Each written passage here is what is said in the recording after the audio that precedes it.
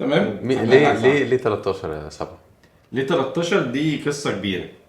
مش من اولها كده؟ قولها في المختصر يعني، كمان ما تعرضهاش. لا يا عم كده قصه كبيره هتاخد حلقات كبيره قدام ان شاء الله. لو لقينا في تعليقات بيسالوا يعني ايه 13 هنقول لهم ان شاء الله في اللي جاي. ستوري تايم. احنا مفيش ستوري تايم. نفسنا بنسال، مش محتاجين تعليقات، احنا ما نعرفش. فكرني شفت فيديو بتاع بنت كده كانت بتقول ايه، تجربه الخيانه تجربه مش جوسي مش كرانشي 0 من 10 دو نوت ريكومندد. ستوري تايم احكي لكم ايه اللي حصل، مش هحكي ايه اللي حصل عشان نهايه اخلاق، بس لو عايزين تعرفوا ايه اللي حصل ابعتوا لي في الكومنتات وانا اقول لكم ايه اللي حصل في الفيديو اللي جاي. ما تعرفوش يعملوا كوميدي. مين هم؟ لا البنت كوميدية قوي والله بجد، البنت لذيذة جدا يعني واحدة كان اسمها السنة فرح دمنا خالد. اخف يعني، او الرجاله عموما دمهم اخف. انت أنا عمري عارف ما فكرت الفيديو مين ده مضحك أكتر. هينزل. لا ما الكلام ده هيتشال، في ناس هتتشال تمام، لا بس في بيوت بتتخرب وبتاع. ايدي بتوجع. لا بس بجد ليه انت مقتنع ان الرجالة دمهم اخف من الستات يعني؟ مش فاهم. يعني افشخ كوميديانات رجاله. هو افشخ اي حاجة عموما الرجالة بتفضل كده بس يعني يعني دور على اي كوميديان بيضحكك هتلاقيه راجل. شوف اللي بيعملوا ستاند اب كوميدي كبنت والراجل لما بيطلع يعمل ستاند اب كوميدي يعني الموضوع مختلف تماما. بنصور بدري بعد كده معلش عشان بالليل دي على فكره البنات عارفين كده، عارفين ان يعني ايوه هم هم بيقعدوا يقول لك عايزين واحده بيضحك، عايزين واحد بيضحكني يعني زي ابو هشيمه كده يعني هتلاقي اغلب كان بيضحك ياسمين صبري ما قوي. قلتش الكلام ده، ما قلتش الكلام ده. اول حلقه واخر حلقه مش فاهم يعني اول حلقه خلينا الناس تتعرف علينا كده بشكل محترم شويه. اتفضل. طيب طب ايه الاخبار؟ انتوا عاملين بودكاست ليه؟ والله احنا بص يعني فراغ. الناس كلها بتعمل بنقلد. بودكاست جت علينا ما نعمل عندنا جبنا اشترينا وصرفنا فلوس اسمها فلوس رميناها في الارض. مايكات متعبه قوي يعني، مايكات بص مايك متعب بص ما هو ده اللعب بقى فيه ده اللي يا ابني ما لعبتش فيه انا لما بيلعب فيه بيقع. طب احنا معانا ضيوف النهارده ولا احنا بس طالعين كده عشان شايف كرسي فاضي؟ احنا يا جماعه البرنامج وكونسبت البرنامج ان احنا الضيوف هم اصحابنا، يعني صحابنا اللي بنشوفهم في ايامنا العاديه هم دول اللي هيجوا يقعدوا معانا، وبننقي بقى من صحابنا كل واحد على حسب الموضوع. يعني الموضوع عن اكس فهنجيب اكتر واحد بيزرب عن اكس او بيقول رايه في اكس، ممكن لا يبقى فاهم ولا يبقى عنده معلومه ولا اي حاجه، بس هو بيعرف يقول رايه. في فرق بين عارف وفي فرق بين بيعرف يقول، فهو احنا صحابنا بيعرفوا يقولوا رايهم، هتسمعوهم وتشاركوهم والناس تتعرف عليهم وتتعرف علينا. عجبناكم كان بها، ما عجبناكوش كان بها، هنكمل برضو عادي. احنا جبنا حاجات جبنا الحاجات هيبقى لغايه ما يطلع فلوس. والله جبنا الحاجه. جميل جدا. طيب بقى عشان عايز اتفرج الريشه دي وقعت. الريشه دي وقعت عادي بقى ربي وقعت جايبين واحد يا اسطى قاعده بتزغزغني عادي اهي يا اسطى عادي يا اسطى الريشه خلاص يا اسطى خليها كده استنى خليها كده عادي ما تتكلمش يا اسطى دي احنا بنقولها صحيح. مش عارف والله يعني انا زمان كنت بتريق قوي على اللي بيقول يا اسطى اقول ايه الخرا ده، دلوقتي انا بقيت بقول يا اسطى دايما ليه. عادات وتقاليد يا صاحبي. لا عادي كلنا بنقول كده. لا منتشره في الفلاحين اكتر يا اسطى دي كان لا عندنا في زي اسكندريه يا يا باشا صاحبي. يا باشا عامل ايه يا باشا دي بنقولها لسه شغالين على البشويه صح؟ لسه احنا في هو العمده ده ما ينفعش نقول في الفلاحين ولا عند الصعايده؟ ايه؟ يعني الكونسيبت العمده في اي حته. لا في موجود في الفلاحين برضه عندنا كان عندنا عمده زمان بس دلوقتي ما بقاش في عمده يعني. انت بتاع ده مش عارف انا بحس ان دي حاجه برضو ايه مختلفه يعني، هتخلي سباعي مختلف عن زياد عن سعد مثلا عن زيكو على حسب هو اتربى فين يعني. انت في حياتك شفت عفريت قبل كده؟ لا يا عم عفريت اللي وانت شفت عفريت قبل كده؟ لا انا تخيلت بعفريت قبل كده والله. لا ما هو تخيل ده عادي انا والله بنام والله على الاقي واحد معدي كده والله يا دين امي يبقى شفت عفريت يعني والله جه في يوم كده نايم صحيت كده لقيت حاجه صغيره عدت كده قلت ده هنا. طب ماشي كملت النوم يعني والله عادي. كان قاعد كده قمت مشغل قرآن ونايم والله اعمل ايه طيب الموضوع بيبقى بؤس والله، وبالذات لما اروح اتفرج على فيلم رعب معاهم ونرجع البيت بقى. طب بتعمل في نفسك كده ليه؟ انا فاكر لما تخيلت بحاجه شبه كده قعدت اسبوع بنام في حضن امي. كنت صغير حضنها. انا مش خايف اغمض انا عيني. طول عمري يعني مع امي يعني طبعا قبل ما ما يعني ما اطلع ما علينا. فاهم يعني. بس انا طول عمري لازم امي تبقى في الاوضه قبل ما انام. عايزين نديله حق. ليه يا عمي بجد والله موت. بقول لك ايه، عايزين تديله حق. زيكو اساسا ما بيخاف من العفاريت، بيخاف يتفرج على افلام رعب. مره كنا قاعدين على البحر كده في اسكندريه، وقنديل قرر يطلع كتاب شمس المعارف ويقراه من على الموبايل. كمان قال لك انا معايا نسخه PDF وهقراها من على الموبايل. زيكو اتوتر فشخ وقعد يدبدب برجله، لا ما تعملش كده، فكك ما تعملش كده. انا ما كنتش عارف شمس المعارف ده كده. ولا انا برضه لغايه دلوقتي مش عارف شمس المعارف. مش عارف، بيقولوا كتاب كله طلاسم وحاجات غريبه كده جيمس بوند. الحمد لله. هو انا داخل عزا ولا ايه؟ احنا كنا بنتكلم في موضوع انت مش بتحبه. ايه بقى؟ العفاريت. العفاريت. احنا ضحكنا عليك قلنا الموضوع موضوع كوره بس هو موضوع طب ليه؟ طب كده انا شايف اللي مش هيحب الموضوع ده زياد مش انا. ايوه انا مش بجد والله مش حابه. هو زياد بيخاف برضه. هو انا ما بخافش زي زياد. زي زياد يعني انت بتخاف برضه. لا انا بخاف من افلام الرعب. وانا بخاف من افلام الرعب بس مش من العفاريت. لا انا بخاف من افلام الرعب. ده تمثيل. انا هقول لك، انا هحكي لك القصه. هو كان في قصه يعني. ده حقيقي. وانا صغير رحت بيت عند خالي، تمام. كنت انا وابن خالي اطفال يعني مثلا 6-7 سنين. فخالي ومراته ناموا واحنا كنا لسه صاحيين. فقررنا ان احنا نشغل التلفزيون. ففتحنا التلفزيون لقينا في فيلم في لعب اطفال، فيعني افتكرنا ان هو فيلم اطفال يعني وقعدنا نتفرج. المهم ان هو الفيلم ده طلع تشوكي، تمام. فطبعا انا طفل عندي 6 سنين بشوف شكل. فتقريبا الموضوع ده عمل لي تروما. المهم ان مرات خالي صاحت بقى اليوم ده حاولت تقنعنا ان هي دي مش اللعبه دي مش ملبوسه، لا ده في حد. لا حتى بص دي رجله معزه زي دي. لا اقنعتنا ان هو حد بيتحكم فيها بريموت كنترول يعني. ما شاء الله. بس انا ما اقتنعتش.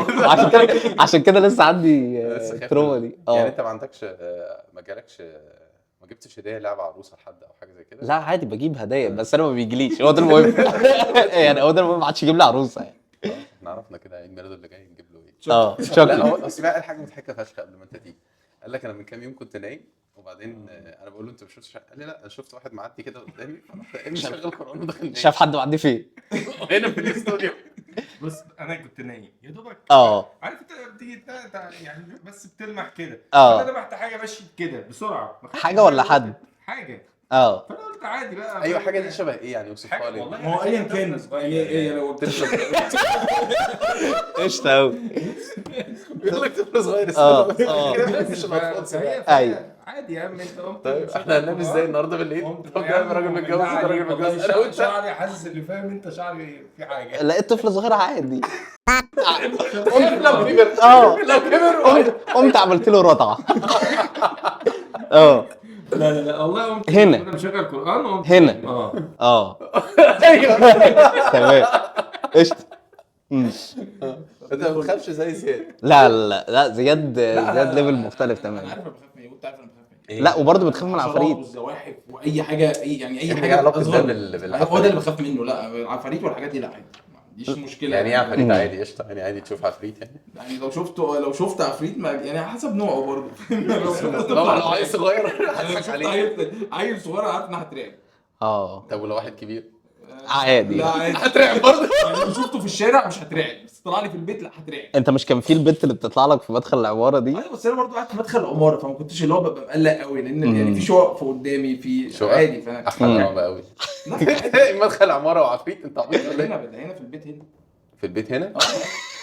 هنا ايه عندك في لا عندي في البيت عادي. كنت بطلع افتح مثلا الساعه 2 بالليل الاقي بنت واقفه بعيد كده وانا مثلا طلعت ارمي الزباله في الضلمه.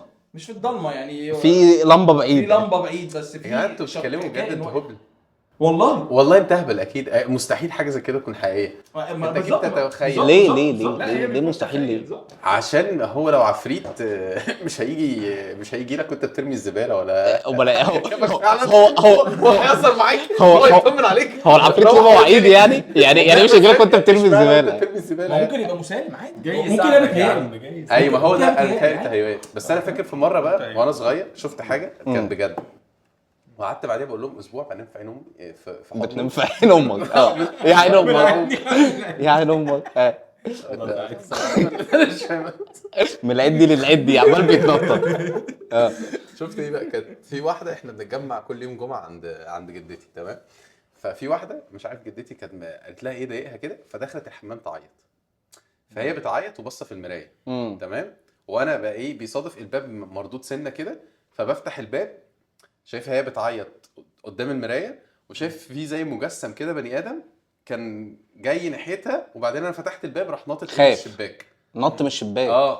ده حاجة فيلم اللي هو 1408 ده بتاع الاوضه ده، حد بيتفرج عليه؟ الفيلم ده لا. ايه ده؟ طب ما انا اتفرجت على فيلم رعب اهو. طيب ما انت شفت ايه ده؟ انت حليت العقده ده ما طب ما فيش حاجه، هم المالكم فيه. طلع سهل اهو. هو برضه خوفني ليه؟ اتفرج على فيلم رعب بس مثلا الساعه 2 الظهر. ايوه انا فاهمك. انا فاهم. يكون حد صاحي يعني، أنا يكون في فاهم. ناس حواليا. ايوه انا بشوف المشاهد، هي دي مشاهد سينما. انا فاهمك كويس قوي عامه. بس الساعه 2 بالليل مثلا قاعد لوحدي وهتفرج على فيلم رعب، ومثلا خلاص مشغل اللمبه لانه مشغل اضاءه خفيفه والدنيا تمام، لا هشخ على روحي يعني ايه بضن يعني بجد والله. لا بس طب ما ده موقف مرعب جدا ده. رعب حد نط وبعدين هو السؤال الاهم، انتوا عندكم شباك ممكن حد ينط منه في الحمام؟ شباك منور عادي، الشباك اللي هو بيطلع الصغير ده اللي بيبقى فوق ده كائن غريب جدا. نط منه هو كأن عارف مثلا لما حاجه اختفى فيه زي كاسبر مثلا المجسم، والله العظيم هو نفس المجسم، فدي حاجه انا مش غلطان فيها، انا حاجه متاكد منها. هضحك قوي، انا بقول لك لا نفس المجسم شكله كيوت يعني انت حاجه هيئه بيضه كده بتتحرك. هيئه يعني حد مثلا في طولنا اطول مننا سنه كده، تمام؟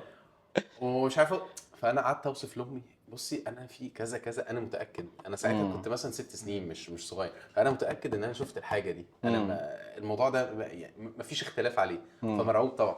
فهي حبت تطمني، قالت لي ايه بقى؟ قالت لي عادي، انا لما جدتي ماتت شفت حاجه شبه كده في نفس البيت. لا في البيت عندهم هم. ده الحاجه دي ماشيه معاكم. ده الحاجه دي جايه لكم. انا كده اطمنت يعني. فبس خلاص. يا جماعه انا ساعات نيلي بتقف مثلا نور الاوضه مطفي والباب والع، العكس. ماشي.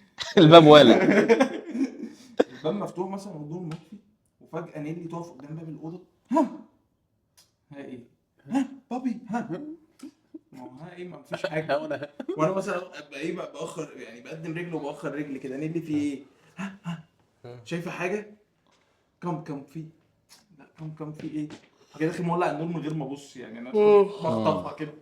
بس الموضوع مرعب. طب مش ممكن يبقى اللي هو اللي بيبقى الاطفال عندهم اللي هو الايماجينري فريند ده، اللي هو الصديق الخيالي ده بيلعب معاه؟ انا مقتنع ان اصلا الصديق الخيالي ده هو عفريت، اصل ده عباط يعني. طفل عنده 4 سنين هيتخيل بيتكلم حد. متخيله ان في واحده صاحبتها مش فاكر اسمها ايه، وهي بنت اختك بنت اختي يعني، وعندها 6 سنين او 7 سنين، مقتنعه بواحده صاحبتها اسمها مش فاكر مسميها ايه، وهي عملت كذا النهارده وسوت كذا النهارده وراحت وجت وعملت مش موجوده. ما انا طب هو السؤال بقى، هل يعني عملت ايه معاها؟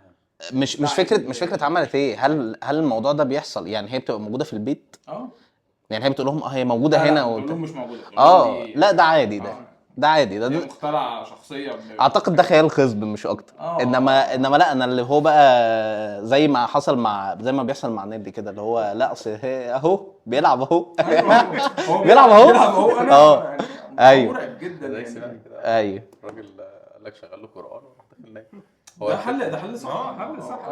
لا انا هصحى انزل من البيت يعني. لا هشغل قران في البيت ممكن انزل يعني. خلص انت. هو دي يعني ده كده اخف حل يعني. هو الحل الاعلى ده انا مش هقعد في البيت تاني يعني، هقعد في مكان تاني. هنا مفيش اوبشن ان انت والله انا هسيب البيت. يعني انت لو في مصر كان هيبقى عندك الاوبشن ده عادي؟ لا برضه مش هيبقى انت الاوبشن ده. قاعد انا قاعد يلا يا انتوا اللي هيمشي الاول. العفاريت في مصر برضه هتلاقيها مختلفه. هو انا مختلف. مناديل في صح، عندك مناديل بس عشان انت عارف الاعلانات وكده كل حاجه تشيلها تقول يا صاحبي قال عايز يشيل مش عارف ايه، قاعد يتكلم قال لك انا كنت بنام حضن امي لغايه مع اول اعدادي مثلا كده. اول اعدادي بس؟ انا ما بصدقش. انا ما بصدقش لسه لغايه امبارح. هو كل اجازه بينزلها بينام في حضنه. انا نزلت اجازه يعني دلوقتي لو نزلت اجازه هنام في حضنه اهو عادي. على فكره حاجه ما تعبكش خالص يعني. يخرب بيت كذبك. عايز تعمل ولا كونتنت يعني؟ لا بجد لا قول لي يا ابني ولا اي حاجه عادي. امي بالظبط. ونقطع الحته دي لا، مش هنقطع حاجة. لا نقطع الحته ده هو قال لك ده انا كنت بنام في عين امي، فيعني انت هتقدر تعمل اي حاجه بعدها. بالغلط آه. عشان شفت عفريت آه. لمده كام يوم كان عندي 6 سنين. أيوة. لكن مش لا طبيعي. لا انا حضن الام ده يا ابني. يا مولاي. الواحد بيتدلع، الواحد بيتدلع امه بس. والله. يا سلام. منتج يا بابا. كان في واحده كده ما انت يا جماعة. كانت على الريل بتاع سيف اللي عارف هو الهم. إيه؟ امك ومراتك ومش عارف ايه، كانت كاتبه يا ريت الفيديو ده يبان العيال ولاد امهم. امك ها عشان بس الكلبوش. اه في كلبوش عايز انت لو شلت حاجه من الحلقه يعني هنيئا حلو لك. حلو الحلقه عندي. المهم طيب ايه بقى موضوع الحلقه رجاله بتاع 13 اتفضل. احنا لابسين اسود. هو انا هو ملوش علاقه اللي احنا لابسينه بموضوع الحلقه. لا يا عم ليه انا ما لبستش اسود. ايوه انت لا، لابس. بس- انا لابس جنسية. لا اقول لكم بقى اسم، سيبوني بقى نسيت اسمه. دارك سي للدرجه دي. دارك سي. رمينا الكارت خلاص. معلش معلش معلش. دارك سيد. مش دارك سيتي سي غامق عارف لما تخش في البحر تغوط قوي، اه اهو اللون ده بالظبط. البترول. لون الميه لون ميه البحر لما تبقى الدنيا غويطه بتبقى كده. ده لون نادي انبي عادي. انبي بيلبس نفس لا لابس زيتي عادي يعني بترولي فاهم؟ لابس بترولي. حلو صح حلو. الله يبارك لك صح.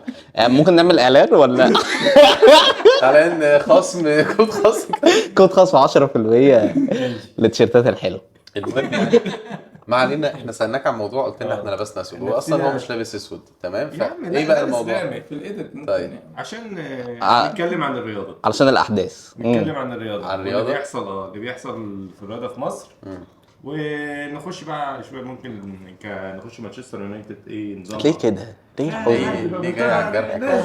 جلد ازاي؟ طب هو يعني مانشستر يونايتد ده فرقه متالقه بس ما شاء الله لسه كسبانين ليفربول. لا حول ولا قوة. واخدين ثقه طبعا. والاهلي والزمالك.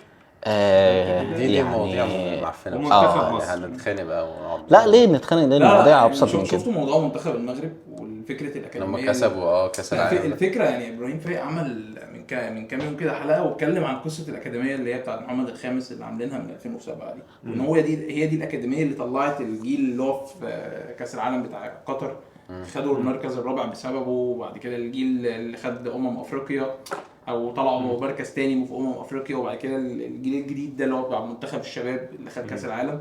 هم كل دول طالعين من الاكاديميه بتاعت محمد الخامس. بس ما احنا عندنا اكاديميات، هي الفكره كلها في عندك أكاديميات بس هو الفساد يا صاحبي. في الفساد بالظبط. صح. ان انت مين بيلعب وسايط ومين مش بيلعب وسايط. بالظبط. فانا برضو عاجبني قوي حته الانتماء اللي عند الناس. يعني في ناس مغاربه معانا في الشغل، الماتش ده كان 4 الفجر، هم كانوا كله قاعد بيتفقوا- بيتفرج عليه. بيتفقوا ان هم يتقابلوا في مكان يتفرجوا على الماتش. الماتش هيخلص 6 الصبح، احنا شغالين تاني يوم.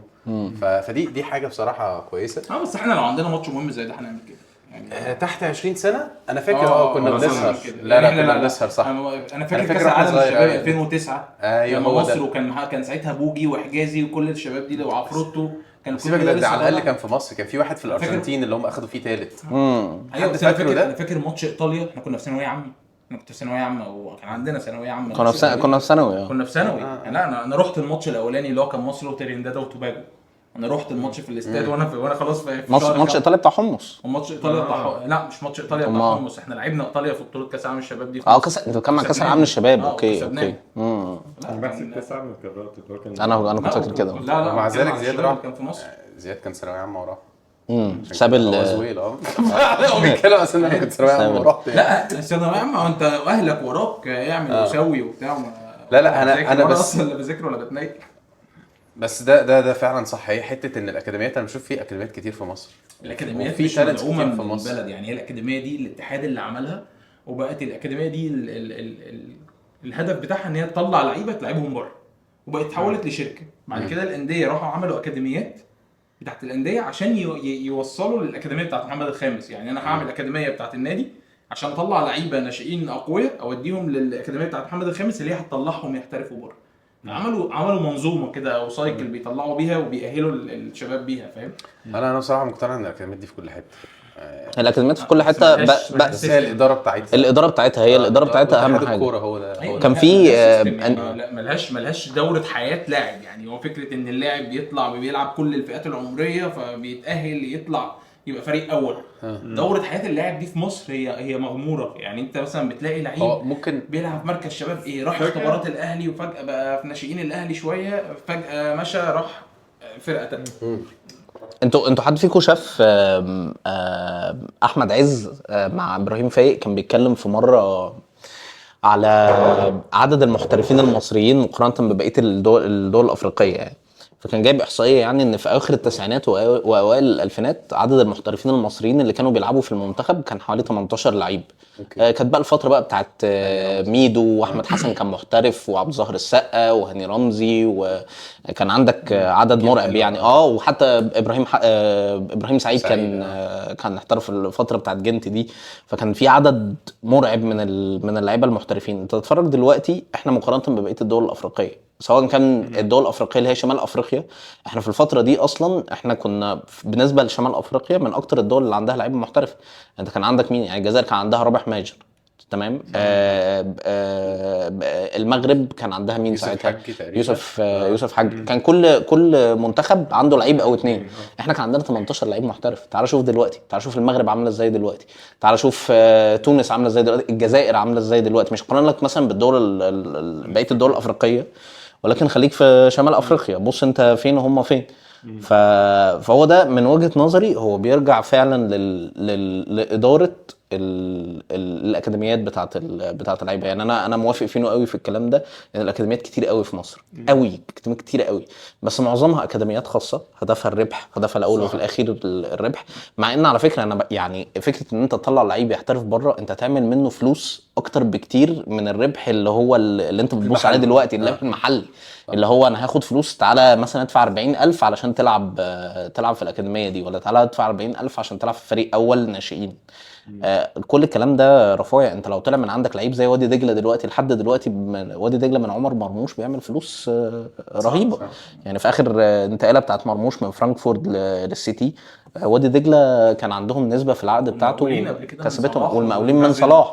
فان انت تاسس لعيب صح بنظام صح وفعلا تطلعه يلعب بره، هو ده اللي هيجيب لك فلوس. ولكن انت فاهم بقى الدماغ في مصر، لا انا بس انا هقول لك برضو في حاجه. انا النقطه دي هي خلي بالك يعني ممكن تشوفها بالطريقه دي ان هي عدد محترفين، بس انا بشوف ان مش بالضروره دايما عدد المحترفين بيساوي التجانس في الفريق. يعني انت شوف مثلا الجيل بتاع الجيل اللي احنا شفناه في الكوره، الجيل الذهبي بتاع منتخب مصر، الجيل بتاع حسن شحاته اللي هو 2006 2008 2010، ده تقريبا اقل جيل كان فيه محترفين، واكتر جيل كان ناجح انا بشوف من وجهه نظري يعني كمنتخب اللي احنا الناس اللي احنا عاصرناهم. يعني الجيل اللي احنا بنتكلم عليه ده 98 2002، لو تفتكر مصر في كاس الامم كانوا بيطلعوا من دور الثمانيه من تونس، يخسروا ماتش 1-0، يخسر مش عارف مين، ما كانوش فريق قوي. الفرقه بقت قويه جدا مع حسن شحاته، وانا بتحس ان هو بيرجع برضه لشخصيه المدرب جدا. يعني المنتخبات عموما بتنجح او بتفشل يبقى في عامل كبير قوي، طبعا اللعيب عليه عامل، بس شخصيه المدرب. انت تتفرج على وليد الجراوجي مع المغرب دلوقتي، هو تقيل جدا. المدرب اللي خد مع المغرب كاس العالم للشباب ده هو مش ما لعبش كوره، هو كان مدرس، وعمل بعد كده الويفا برو دي في بلجيكا تقريبا، وخدها بقى مدرب كوره، وبداوا يأهلوه في اكاديميه ثانيه بتأهل مدربين، او في اكاديميه محمد الخميسي بيأهلوا مدربين ان هم يشتغلوا، وبيشتغلوا على مشروع.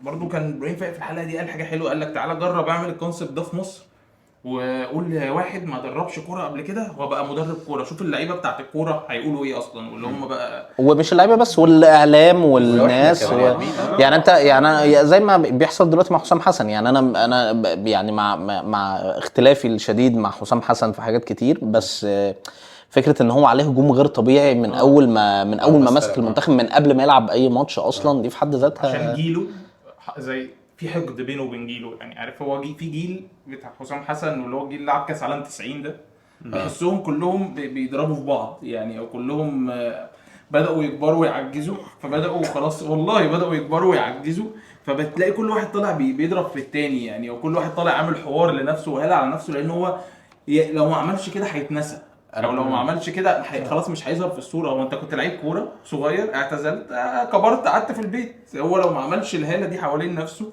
ما حدش هيفتكره. بس هو برضو لو عايز تحط ايدك على المشكله، انا النقطه اللي كنت قصدي عليها ان هو فعلا حته المحترفين دي بتفرق. بس دلوقتي مثلا مقارنه بجيل 2006 او 2010 احنا محترفين اكتر بكتير.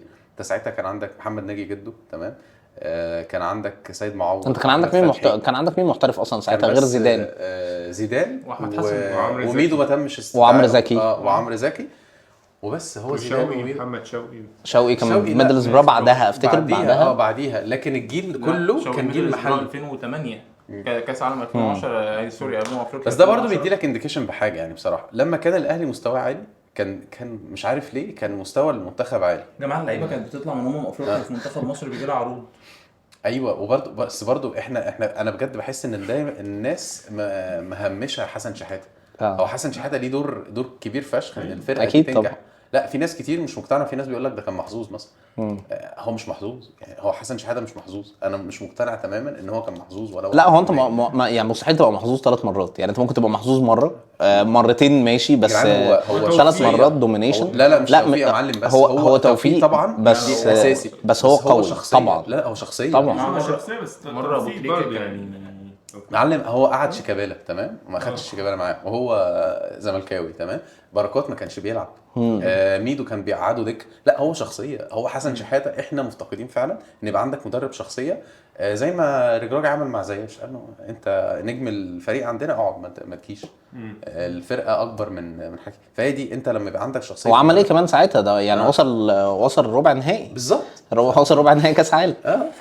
وصل سوري نص نهائي كاس عالم. فهي الشخصيه. لكن حسن شحاته مش محظوظ ولا عشان هو كانت ماشيه معاه حظ ولا مستحيل 3 مرات. هو الجيل اللي كان معاه كان حلو معاك في كده، بس برضو.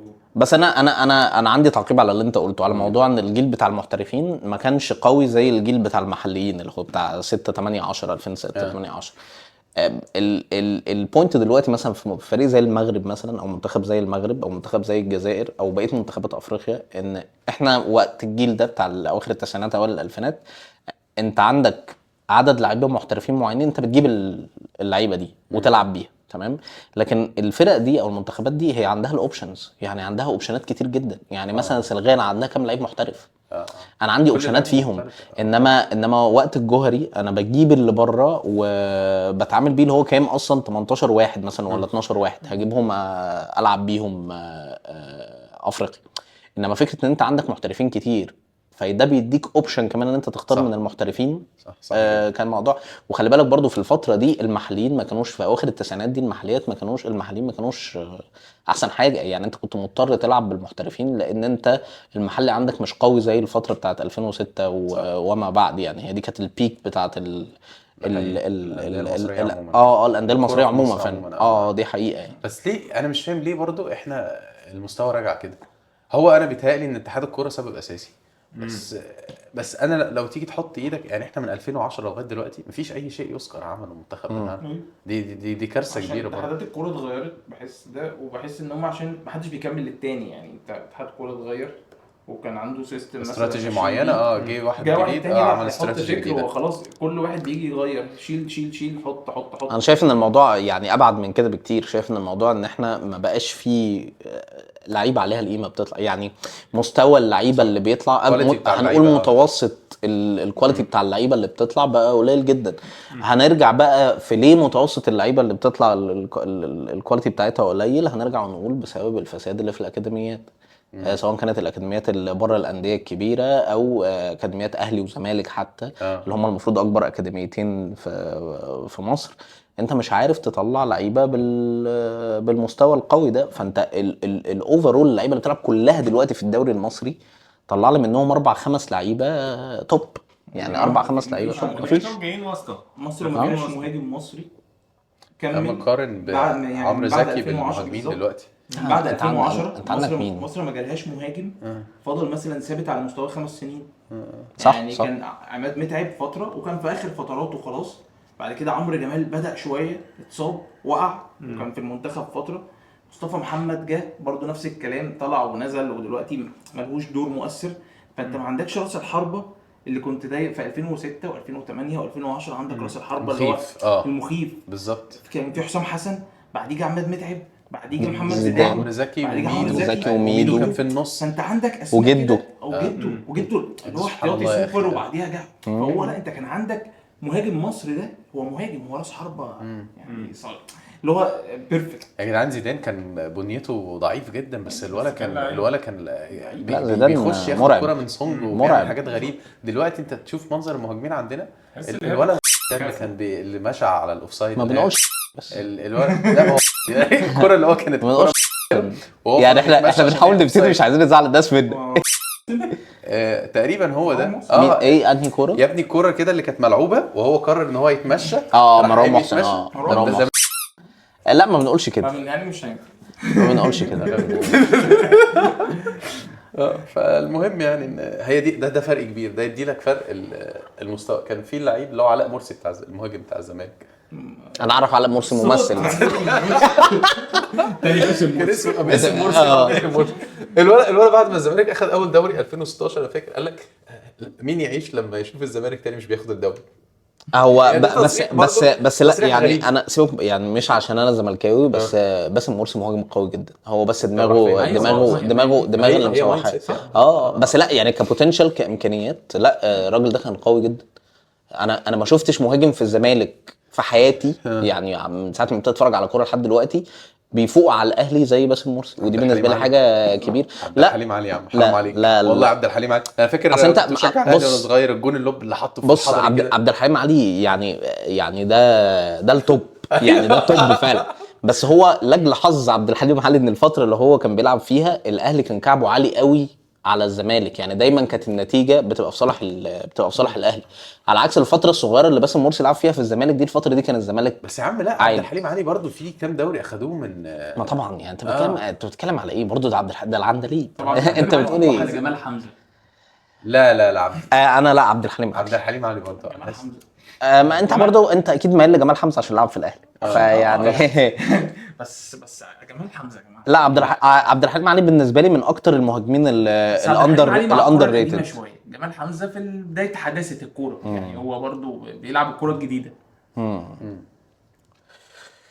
بس معلش يعني بتحس ان عبد الحليم علي كان رايق قوي، كان بيلعب وهو بحسه مستغني، عارف لما حد بيلعب هو انا عبد الحليم علي بحبه لاسباب كمان غير كرويه يعني او غير لعبه في الملعب يعني. هو رجل يعشق الزمالك بجد يعني. هو لو تتفرج على اي لقاء بيتكلم فيه على الزمالك لا هو زملكاوي يعني حتى النخاع فاهم.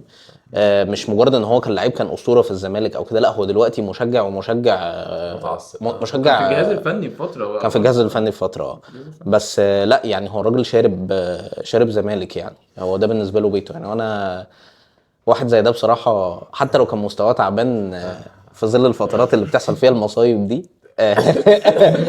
اي حد عنده انتماء كده زي عبد الحليم علي ما يتعوضش يعني. يعني حد فيكم لعب رياضه وهو صغير بشكل احترافي يعني رياضه لعبها؟ انت اكيد. لا اكيد انا على قدي خالص. لا بس لعبت رياضه صح؟ لعبت رياضه في نادي بمواعيد تمارين صح متأيد في نادي كنت بتلعب بينج صح؟ كنت بلعب بينج كنت بلعب بينج. بطلت ليه اصلا؟ بطلت علشان المذاكره يعني. ابويا كان بالنسبه له فكره التمرين وكده ان ده تضييع وقت، مع ان ابويا على فكره كان لعيب بينج وكان بيلعب في احنا كنا عايشين في عمان، فهو كان بيلعب في نادي في عمان اسمه نادي روي، وكان كابتن ومدرب الفريق كمان، وخد بطولات كتير مع النادي وكده، ويعني هو شارب اللعبه. بس هو ستيل بالنسبه له كانت يعني لا دراسه اهم. فلما دخلت اعداديه خلاني ده بجد لما دخلت اعداديه خلاني ابطل، مع ان يعني كان مفروض يعني ان الموضوع بروميسنج يعني. كان المدربين بيقولوا ان انا موهوب وكده، ده يقال يعني ان انا كنت موهوب وكده. الله يبارك لك الله يخليك. ما هو انا بالنسبه لك موهوب يعني. احنا بنلعب مع بعض اكيد بالنسبه لك موهوب يعني. احنا اي حد هيلعب معاك انا بالنسبه لك موهوب يعني. فدي مش فبس فبطلت. لعبت كام بطوله جمهوريه كده على كام بطوله اسكندريه، وبعد كده بطلت. كنت سباق. انا كنت بلعب كوره وبيلي في الشارع. لا لعبت احنا كلنا لعبنا في الشارع. لعبت حاجه اللي هي بتروح تمارين وعندنا. لا ما كانش عندنا فكره السبق كده. رمي الجله مكان رمي الجله. كانت البقره بترمي الجله. البقره هي اللي بترمي الجله، انتوا ما بتاخدوهاش ترموها بعد كده تلف بيها وتقوم جاي رمي الجله. لا ما لعبتش، حاولت بس ما ما عرفتش. كنت بروح الاتحاد السكندري، كان في اختبارات أيوه. كل صيف. فالاختبارات برضو كانت بتوصل للاخر ان مفيش مدرسه الكوره بتاعتي الكوره مش حباك يا اخي. مش عارف. ايه ده انا لعبت في مدرسه الكوره بتاعت الاتحاد. عشان وسايط. لا والله ما كنت انا عندي لا وسائل ما مدرسه اعرفش الكوره اللي حد. هي بفلوس، لا ان انا ادخل فريق بقى. لا فريق. انا بتكلم على الفريق. اما مدرسه الكوره آه. دي رحتها بعدين لا مفيش. ايوه. بس انا لعبت في النادي لما كنت في الجامعه مع نادي بنها. مم. كانوا عاملين شبه فريق وكانوا بيلعبوا بقى شبه الجامعات فريق التانية. يعني هو مش لا، فريق. يعني هو فريق آه. يعني وبيقابلوا جامعات تانية. بس بعد ما لعبت في ماتش 11 لا حسيت لا في ناس تمام. لا يا نهار ابيض ايه يا جدعان ايه الجري ده؟ قال لك يا نهار ابيض ده تعب فاهم على السيره. المشكله اللي انت لما بتيجي تلعب في ملعب الشارع أو 11 كده، تمام؟ انت بتجري في كل حته. بس في ناس بقى انت عارف اللي العيال دي لعيبه لان هو عارف هو بيجري فين. يعني انت مهما تبص في الملعب انت ما لعبتش هتلاقي في 11 نفس قبل الحتة. كده؟ كنا بنلعب بقى خماسي 7 قدام 7. لا بس ال 11 ده صعب جدا والله. ال 11 ده ممتع جدا خلي بالك، بس هو محتاج يبقى النفس بتاعك عالي قوي. محتاج انت تمسك مكان هو ده ومحتاج- اللي تجري فيه انا عشان كنت بلعب في فريق المدرسه، يعني فريق المدرسه بتاعنا كنت في الفكره بقى الغريب ايه ان انا ما بلعبش في نادي، بس احنا بنلعب كوره كل يوم في الشارع وفي المدرسه، كل يوم في كوره في الشارع. بس لما تروح تلعب على 11 انا كنت بحس ان انا نفسي مش قادر، يعني مش قادر. هو ايه اللي بيحصل ده؟ وخصوصا لما تروح اختبارات ولا حاجه زي كده، العيال كلها طبعا رايحه الاختبار ده هو حياه او موت. هو نازل ده. انا فاكر في عيل كده انا كنت عايز اضربه. وانت بتجري بسرعه كده ايه؟ وانت ايه؟ انت ايه الصفحه دي؟ انا بلعب باك شمال وهو بيلعب باك يمين. أيوة. الولد هو ما كانش بيبذل اي مجهود، هو بس بيرمي الكوره من جنبي ويجري. يعني هو ما بيرقص ولا اي حاجه، بس بيعديها كده وبيجري وهو اسرع. انا مش فاهم ايه ده. فعشان كده ملعب ال 11 ده بس انت شايف ان انت ما اتخدتش وسايط يعني انت بتجري كده ليه؟ يعني الواد بيرمي الكرة جنبك ويجري فاهم. بس الوسايط جاب 3 جوان من ورايا مثلا. الوسايط بوظت كاريرك. الرشاوي يا جماعه بوظت كاريرك. بيت الظلم يا جماعه. اصل انا يعني كنت عايز اقول كده، اصل انا لعبت معاك كوره قبل كده. يعني انت بتلعب كوره لعبنا كويس. كورة؟ لعبنا كوره فين؟ مع بعض مره كده مش فاكر لعبنا في حته هنا في دبي بس مش فاكر. لا في عجمان. انا فاكر لما احنا رحنا كلنا عجمان. لا كنت انا وفينو كنت أنا وأنت ومصطفى. ومصطفى فاكرها المره دي. بس لعبنا برضه في- ما كانتش حلوه اللعبه دي. لا يعني بس انا يعني قصدي شفت كنت بتلعب مش عارف لعيب كوره طبعا. يعني عندك سنس بتاع الكوره مش زي طبعا انا السنس ده عندي رايح في 60 داهيه. عندك السنس بتاع الكوره بس مش اللي هو ليفل المحترفين لا، يعني لا. مش لا خالص لا. بس هو محتاج تمرين. يعني انت لو على الاقل بتعرف تلعب بس محتاج تمرين عشان تعرف تلعب. انا أوي. المره تعرف الوحيده اللي تشتغل على حسيت بس إن في أنا- سنس كده انت أيوة. بتحسه اللي هو ده لعيب كوره بالظبط، يعني ده لعيب فاهم. 11. اه هي فعلا ان انت لما بتلعب 11 كتير ده اللي بيحصل. مش عارف من فتره كده قبل ما انا جالي الصليبي ده على كبر ليه بقى. كنت بلعب هنا مع الناس هنا على ملعب 11 بقى. انا لما قعدت العب معاهم مثلا 6 شهور على ملعب 11 بعد كده لما اروح العب ملعب خماسي ايه الهزار ده؟ ايه الزحمه دي؟ لا الكوره سهله. ايوه سهله جدا. انت بتعمل حاجات كتيره اللي هو من ال 11 بيخليك لعيب قوي. بس فانا بحس ان احنا تقريبا يمكن كلنا اتربينا ان انت بتلعب خماسي وبعدين تطلع 11. لكن انت لو العكس الموضوع بيبقى اسهل كتير. يا ربي. بص اقول لك حاجه زي ما تيجي تيجي. لا هو انت متضايق ليه؟ افرد وشك شويه. هنعمل ايه؟ شايفين هنعمل ايه في كاس العالم افريقيا؟ ماشي. انا شايف افريقيا هيبقى خروج مشرف او دخول مشرف وخروج مشرف. ما اعرفش انا عندي او ده يمكن هو امل اكتر منه حقيقه ان حاسس ان يمكن هم في بطوله مجمعه يسترجلوا شويه مش بالمعنى يعني بس ان هم يلعبوا احسن من اللعب بتاعهم العادي.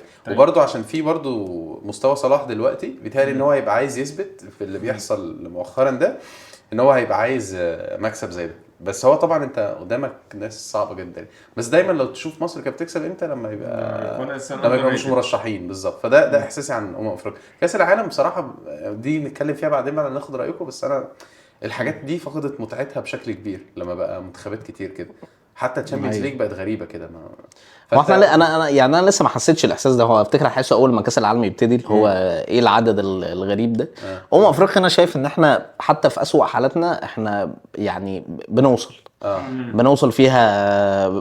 فيها ربع نهائي ونص نهائي. فهل انا متوقع ان احنا مثلا هنطلع من دور مجموعات مثلا في افريقيا؟ اكيد لا. حتى بالاداء اللي احنا شايفينه يعني اللي بيطلع بيه. ولكن احنا اخرنا ربع نهائي نص نهائي. ما اعتقدش ان احنا بالمستوى ده ابدا هنوصل نهائي. ليه؟ لا افتكر صعب قوي. احنا عندنا اولا الدفاع مش حلو، يعني دفاع المنتخب مش احسن حاجه. الهجوم كويس، نص الملعب يعني بحالات. يعني عندنا في اخر ماتش لعبناه كان اللي تاهلنا فيه، كان ماتش مين؟ جيبوتي. الماتش ده مروان عطيه عمل ماتش غير طبيعي، يعني مش عارف في ايه. انا ما شفتش مروان عطيه بيلعب كميه اللونج باس المظبوط اللي بالمقاس بتاع ندفيد ده بتاع زمان. مروان عطيه لعيب، بس هو مروان عطيه بالظبط، هي دي المشكله. مستواه مش كونسيستنت. في ماتشات هتلاقي مروان عطيه بياخد الكوره وبيلف يبص ورا يشوف هيسلم الكوره ورا ازاي. حته جرافنبرج دي يا اما في ماتشات زي الماتش مثلا بتاع الماتش الاخير بتاع التاهل بتاع كاس العالم، لا هو انا ببص انا مش عارف هل عشان كده الماتش سهل والنتيجه كبيره فما كانش فيه ضغط فهو بيلعب على راحته، ولكن هو كميه الباصات اللي لعبها لقدام سواء كان لصلاح ولا لزيزو ولا لايا كان اللي كان موجود قدام مرعبه وكلها بالمقاس. فنص الملعب عندك يعني مودي مودي جدا. نص الملعب عندك مودي. حاسس ان ده ممكن بالمعسكر اللي هيبقى قبل البطوله. يعني خلي بالك حسام حسن برضو ما اختبرش ليه، هو ما اختبرش قدام فرق كبيره، بس برضو ما اختبرش ان هو يقعد مع الفرقه شهر في معسكر بيأهلهم. وانت برضو عندك ميزه ظهرت في اخر كام سنه، مع ان انا اهلاوي بس عندك بيراميدز ظهر، وبيراميدز لعبت وبدات تلعب افريقيا فبقى عندها خبره في افريقيا ويسافروا ويلعبوا في اجواء بتاعه افريقيا. بس انت مين احسن 2 لعيبه عندك في بيراميدز؟ مايلي والشيبي. فيعني هتعمل بيهم ايه بس بقى؟ عندك ابراهيم عادل يعني بص كان بيلعب في بيراميدز ولعب افريقيا. بص ابراهيم عادل يعني احنا افتكر احنا شفناه في التصفيات دي. انا من وجهة نظري ابراهيم عادل يعني هو عايز يثبت نفسه باي شكل. يعني هو بيحاول في الماتشات ان هو يثبت نفسه باي شكل قصاد ان هو بيبوظ البرفورمانس بتاعه. عايز يجيب جون. يابا نطلع تتكلم تقول ايه يابا؟ يا ربي بص اقول لك حاجه زي ما تيجي الدفاع يتحسن بقى. ابراهيم عادل لعيب عنده امكانيات مرعبه، بس انا شايف ان هو محتاج لسه وقت ان هو ينضج في الملعب يعني بس هو عايز يثبت نفسه باي طريقه وده غلط. يعني لو انت اتفرجت زي ما بقول لك على مش عارف يمكن عشان الماتش مفتوح ظلم شويه. يعني هو جاله عرضين مره، هو ده اكيد رفض، وفي الاخر طلع الامارات يلعب في الامارات. طبعا مش وحش بس يعني مش بمستوى اللي كان هيلعب فيه في اوروبا. ايوه طبعا صح. قصدك ايه الكلام ده؟ ايوه مستوى احترافي اعلى. ايوه لا كلامك صح، احترافي. بس حاسس ان احنا في افريقيا لا يعني هنوصل نص نهائي على الاقل. انا حاسس لا متفائل شويه مش عارف ليه. يعني متفائل ان احنا هناخد افريقيا يعني حاسس ان احنا هنوصل نهائي لا انت تكسب. لا اصل انت بص الفرق. يعني انت صعب قوي توصل. انت بالظبط انت في المغرب والسنغال ممكن يقعوا في وش بعض في دور الاربعه. فكره السنه اللي خسرنا فيها من الكاميرون في النهائي دي كانت سنه ما حدش متوقع من بس يا جماعه احنا جايبين عالي على المغرب. يعني احنا شوف احنا قابلناها كام مره بنكسب لا طول عمرك يا ابني طبعا. لا ماتش واحد اللي النني جاب فيه جون ساعتها في نص النهائي اللي اتاهلت وعمال تدفع. بس كعبين عالي عليها. لا احنا كسبناهم اخر مره لما لعبنا نهائي مع السنغال. احنا كسبناهم. كان كاميرون السنغال. لعبنا النهائي مع السنغال. ايوه النهائي كاميرون ولا السنغال؟ لا السنغال. ساديو ماني وصلاح. لما خسرنا من السنغال وبعد كده خسرنا منهم. احنا في تصفيات كاس العالم. فاحنا ممكن نكسب. لا هو بص انت المغرب محدش هيعرف يكسبها تقريبا بنسبه كبيره الا لو هم ما لعبوش كويس، ودي حاجه نادره قوي ان هي تحصل. لكن انت مثلا انا في فرق بكره ان احنا نخسر منها بجد والله. يعني ما عنديش مشكله نخسر من اي حد الا الجزائر. وغانا انا ما اعرفش. غانا عادي بس الجزائر لا. انا ما اعرفش موضوع الجزائر ده. انا افتكر ان دي يعني الميديا في الفتره بتاعت لا لغايه دلوقتي بس لا يعني انا كنت واخد فكره عن الجزائر. يعني حتى عن الجزائريين كشعب انهم بيكرهوا بقى المصريين وهم ضدنا. يا نهار ابيض. اطيب ناس بجد. كان عندي في الشركه القديمه في شله كده جزائريين اطيب ناس ممكن تتعامل معاهم وكان جميل قوي. لا طيبين جدا. احنا الفتره دي الاعلام وقت بتاع مودرمان ده. بس في الكوره هم بيبقوا حاجه تانية. ان برضو الجزائر عادي. ما احنا في بعديها ماتش اللي كسبناهم 4-0 ولا كان 5-0 ده 5-0 4 كان في كاس الامم. وكان ساعتها المحمدي بيباصي الكوره وهو مش باصص. فهي يعني انا ما عنديش مشكله. هو الماتشات بتاعت شمال افريقيا بتبقى مختلفه تماما عن اي ماتش تاني في افريقيا، سواء كان الجزائر تونس المغرب. الماتشات دي بيبقى ليها جو تاني، تنشن تاني. بحس المغرب الروح رياضيه عادي. يعني مثلا ما بتخرجش من عندنا. انا بحس ان احنا لو خسرنا من المغرب مثلا عادي، وهم لما بيخسروا برضو. انا فاكر ماتش الاهلي واللي هو عبد الرازق ولا عبد الفتاح جاب جون اللي بالهيد بتاع الاهلي كان بيلعب النهائي مع مين ضد فرقه مغربيه، الوداد تقريبا. مين عبد الفتاح؟ وليد ازارو ولا مين عبد الفتاح؟ لا المدافع بتاع الاهلي لما جاب جون بالهيد اما كان ماتش الوداد تقريبا. اسمه ايه المدافع المغربي؟ عبد المنعم محمد عبد المنعم. أوكي. عبد المنعم لما جاب الجون وكسب الاهلي في المغرب. المغربيين عندي لزاز، انت فاهم. وانا برضه لو احنا خسرنا من المغرب ما بقاش عندي مشكله. انت مشكلتك مع الجزائر انا يعني؟ بحس ان الجزائر لا يعني انت عايزنا نطلع من القعده دي بعداوه مع الجزائر؟ احنا جايين نخسر احنا جايين نخسر ده. لا الجزائر اخواتنا هو الجزائر اخواتنا ومنتخب جميل لا هنكسبهم يعني ان شاء الله. انا عامه يعني لسبب ما، مش لسبب ما، احنا شايفين مستوى الجزائر. انا ما يعني مش قلقان من الجزائر. الماتش بيبقى متنشن وكل حاجه، لكن الفرق اللي فعلا بتخاف منها المغرب والسنغال. لا لسه. طب هو احنا ليه لما بنتكلم عن الرياضه عامه تمام كوره ليه ما عندناش مثلا مش مهتمين ولا بيد ولا مش عارف؟ لا انا عندي اهتمامات كتير في الرياضه غير الكوره. ماشي في الكوره غير الرياضه.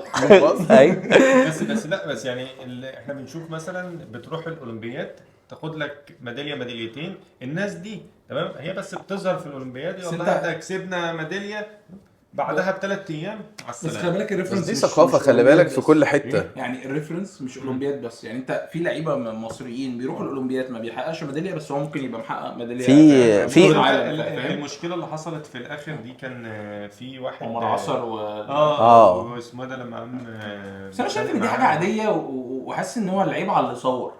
لا هي مش حاجه عاديه خالص، لان انت في البطوله اللي حصل ان في كابتن منتخب مصر وبطل افريقيا وبطل مصر تنس الطاوله اسمه عمر عصر. حلو.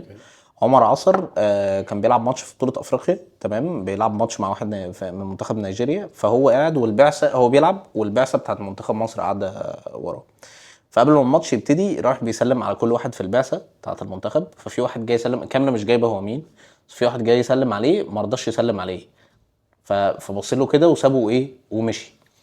بعدين ابتدى يلعب الماتش، جاب كرة حلوة كده، فالبعثة ابتدت انها تشجعه، وفي واحد قاعد ساكت ما بيشجعش، فلف قام جاي راح لرئيس البعثة قال له انا مش هكمل الماتش وهو قاعد، وانا مقتنع ان كلامه ده صح، لان هو الموضوع دخل دماغه. خلاص وده حاجة دخلت دماغك جوه الماتش، هو ما ينفعش ان هو يفضل قاعد خلاص. ان انا ما عنديش مشكله ان ده يحصل بلس كاكشن، فاهم؟ لا هو بلس ان انت لما بتلعب اي رياضه بتفهم ان انت ما ينفعش تقل من كابتن الفريق. صح. دي اسوأ حاجه ممكن تعملها، لان انت لو انت قلت من كابتن الفريق انت مش بس بتاثر على الكابتن او بتاثر على نفسك، انت بتاثر على الفريق كله، لان الكابتن ده المفروض اللي هو الكبير الفريق، يعني زي كبير العيله كده. فانت ما ينفعش ان انت تقل منه باي شكل، فان انت تقل من كابتن الفريق دي حاجه مهينه يعني. طب وايه اللي حصل بعد كده يعني؟ ما جابوش، بس انا افتكر ان هو هيبقى طلع يعني. هو الابن اللي شد معاه ده ابن رئيس الاتحاد. ابن رئيس الاتحاد تنس الطاوله. انا متابع ابراهيم فايق الفتره دي مش عارف ليه، بيطلع لي كتير يعني. ماشي. بس هو ده ابن رئيس الاتحاد، وقال لهم تعالوا نعمل قعده. بس هو اللي كان غريب قوي عن مصر، يعني ان رئيس الاتحاد غلط ابنه. هو عشان الموضوع قلب قضيه راي عام واضحه جدا ما فيهاش ومتصور، فانت مالكش مهرب بالظبط. يعني انت هو اصلا بيعمل ايه هناك ابن رئيس الاتحاد؟ لا هو واحد من اللعيبه. لعيب بيلعب في منتخب مصر. فلا يعني انا شايف ان الموضوع بصراحه مهم جدا يعني، وسواء الغلط مش في التصوير، بالعكس انا شايف ان هو ممكن عمر عصر لو ما كانش تصور الموضوع ده ما كانش هياخد حقه. كانت اترمت عليه اللي هو انت بتتحمل. فانا شايف ان اللي صور ده انقذه بصراحه. طيب انتوا شايفين دلوقتي نرجع للسؤال السباعي، ليه احنا بس شايفين ان الرياضه كوره بس؟ لا ليه، ما احنا كنا بنتابع في الاولمبياد في الكاراتيه سيدات، كان عندنا في ريال اشرف، بعد كده اتجوزت وخلفت فهي قعدت في البيت قوي. انا فاكر بطوله كاس العالم لليد 2001، يعني احنا زي ما قضيتنا في الكوره الجزائر والمغرب، احنا قضيتنا في اليد الدنمارك. ماشي بس فرنسا بس مش واخده حقها. يعني انت مثلا جيب لي قناه بتتكلم مثلا عن كرة اليد، كرة مش عارف في الشاطئ. هقول لك النايل سبورت تمام هاتها وقت كاس العالم ماتشات حتى من وقت 2007. حتى وقت كاس العالم بتاع الكوره هتلاقيهم بيتكلموا على اي رياضه غير الكوره في اوسخ بطوله يعني فاهم. هتشوف هتلاقيه مثلا بيجيب لك مثلا بطوله تأديف 2007 بتتلعب في انجولا مثلا فاهم، في كاس العالم 2007. فلو انت يعني مهتم يعني انا والله ما بلاقي يعني مثلا بص الناس هو أنا الموضوع أقول في لك، كره كوميرشال. ما هي المشكله اللي هي ودي في كل حته طبعا. يعني لا الرياضات دي مهمه. يعني انت مثلا لما تيجي تعمل حاجه شبه اللي هي دبي فيتنس تشالنج اللي هي موجوده في الامارات، تمام؟ شهر كامل اللي هو بيقول للناس يا جماعه العبوا رياضه مش عارف ايه الحاجات دي، وبتبقى موجوده في كل حته. يعني ما بقولهمش مثلا العبوا كوره بس ولا العبوا مش عارف. هو انت هتروح العبوا تقول رياضة. للناس في مصر العبوا رياضه؟ هو ده اللي ناقصهم. ما هو برضو يعني اعقل الكلام. لا بس انا لو انا قاعد في مصر وحد جه قال لي تعالى العب يعني بس ما- الرياضه مش بس الرياضه بس انا بشوف الرياضه بتساعد مش بس ان هي بتساعد في جسمك، لا بتساعد في كل حاجه. حلو. انا بقى يعني مش عايز اخش بره الحلقه، بس انا بستراجل في حياتي. هل هيبقى ده يعني حاجه من اهتماماتي؟ وخلي ما بالك افتكرش. هنا برضو هي دبي فيتنس تشالنج هي اورنس كامبين يعني او تتسمى كامبين فاهم. وكامبين الغرض منها تنميه فكره ان هو يوعي الناس بدور الرياضه ويشجع الناس ان هم يلعبوا ويعمل اكتيفيشن. بس انت في بلد هنا سياحيه، فهو كل فتره بيعمل بارت بيريليت او بيدي ثيم كده لكل فتره. طب تفتكر فتره بيعمل فيها بطوله رياضيه، فتره بيعمل فيها اكتيفيتي تاني. في مصر عندك تراك تاني متاخد، بس كرياضه احترافيه في مصر لا انت عندك تفوق شويه. يعني انت عندك تفوق في رياضات كتيره في مصر، كفايه السكواش مثلا يعني. تمام انا معاك السكواش. جيب لي مثلا عد لي 4 لعيبه سكواش. انت ممكن اقول لك عد لي أنا عارف. 50 ممكن لاعب أعدي لك اكيد. ارفع ايدك. لا يعني كنز لا انا الأخروي. لا اللي هو مثلا يعني احنا الاربعه دي اهو، كل واحد يعد لي 4 لعيبه مختلفين. يلا ايه ده؟ هو انت ليه حاسس ان انا في امتحان كده في لا، بالك؟ بقول لك يعني بس- ممكن اسمه مش يلا. حاضره في بالي. لا هو انا فاهم وجهه نظره يعني ان احنا مش بندي الرياضات التانية نفس الاهتمام، بس حقها. برضو انت عادي كل شعب برضو يعني مثلا في امريكا بيهتموا بكره السله مثلا تمام. وبيسبول بالظبط. مثلا، تمام. ماشي. هي دي الرياضه الشعبيه. بقيه الرياضات مش واخده نفس الحق. هتروح برضو مثلا بلاد مثلا كرواتيا مثلا كرة السلة وكرة القدم تقريبا قريبين من بعض، بيهتموا بيهم بنفس الدرجة. اسبانيا مثلا الهند وباكستان كريكت كريكت مثلاً. وبنجلاديش. فعلى حسب كل ناس هي الناس بتحب ايه او الاغلبيه رايحه لايه. بس انت مش هتروح تتفرج مثلا على ماتش تايكوندو في الصاله المغطاه، بس هتشجع البطله بتاعته ان هي بتلعب بالظبط. وهيجي لها راعي. ودي حاجة طبيعية، دي حاجة خلي بالك طبيعية. هيجي لها راعي ويصفرها ويصرف عليها معسكرات وكل حاجه. المشكله اللي هم ما يعني تشوف مثلا بياخد فلوس قد ايه، تلاقي اللي ولا الهوا في لعيبه ما بياخدوش فلوس. ايوه وده وده اللي بيخلي ان اللعيبه بتاعت الرياضات دي انها تلجأ بقى جنسيات للتجنيس. تانية. يعني ان هي مثلا تلعب مع عندك في المنتخب. واحد اسمه كيشو. لا آخر واحد. حاجه السباعي. اه انت عشان كده فاكره. أيوة. الشخص ده والله انا بتابعه وهو بيلعب بتاع بوكس. بوكس اللي هي بوكسنج ولا MMA ولا MMA. MMA؟ تمام. وفي كيشو مؤخرا وراح كيشو بتاع امريكا. الملاكمة. تمام وراح امريكا وعلى طول بطولات. تمام بيرفع علم مصر بس هو متجنس هو بيلعب متجنس، باسم امريكا. فالراجل ده يعني انت هو طلع اتكلم على فكره وقت يعني الفتره اللي هو هرب فيها دي. هو طلع اتكلم يعني وقال ان هو يعني هو حاول على قد ما يقدر. هو حاول هنا على قد ما يقدر ان هو يسرفايف وبيحارب الفساد وما يعني ما قدرش. طب انت كان لا في ما ينفعش تلومهم طبعا. طب ما انت كان في مستحيل. لعيب سكواش مصري محقق بطولات عالم باسم مصر. تمام. ودلوقتي مين؟ راح شرباجي؟ الشرباجي. ودلوقتي راح خد جنسيه انجلترا وبيلعب باسم انجلترا وبياخد وهو بطولات. وبياخد بطولات. لا بس هو- احنا يعني احنا بناخد بطولات اكتر. بالظبط. بس هو ما كانش بس مظلوم. دي رياضة فيري نيش يعني. صح. بس هو ما كانش مظلوم في مصر. بس هو كان عايز جنسية. بالظبط يعني او هو ما كانش يعني. بص انا ما اعرفش يعني ما اعرفش دواخل الموضوع، بس هو اكيد في سبب. اكيد عنده سببه. بس انا برضو اللي اقصده ان فكره التجنيس ده عادي. يعني انا أنا عارف، بحسها بس ان هو عادي. بس انا الواحد رحت بلد مهتمه بالرياضه الفلانيه اللي انا بحبها وهم شافوا ان انا ممكن امثلهم. خلاص همثلهم. نغير ايه؟ عشان ممكن نبدل. هات تيشيرت 13 خد دي. احنا المهم طب انت بس سألتنا كلنا ما قلتلناش توقعاتك انت ولا قلت توقعاتك؟ لا انا ممكن اقول لك في كاس افريقيا ممكن نطلع مثلا في نص النهائي. تمام مش هناخدها بس ممكن نطلع في نص النهائي.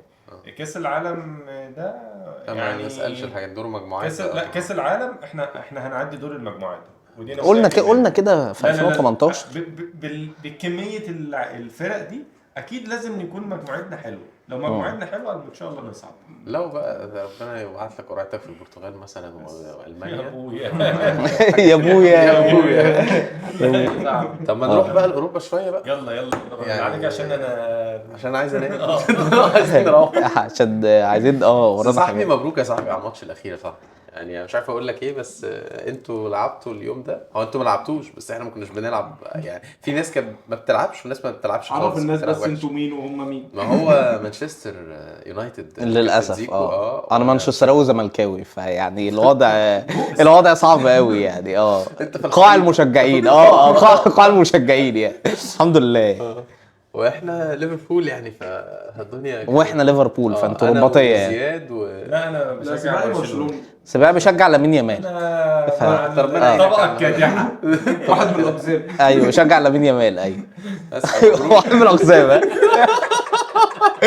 ايوه. مبروك يا صاحبي على الماتش. ماتش حلو. تفتكر مانشستر راجع؟ لا ليه لا؟ انا الماتش ده بالذات أكيد لك. خلاني عنده خلاني اعتراضات. خلاني افقد ثقتي في اموريم يعني. انا دلوقتي انا متاخر قوي.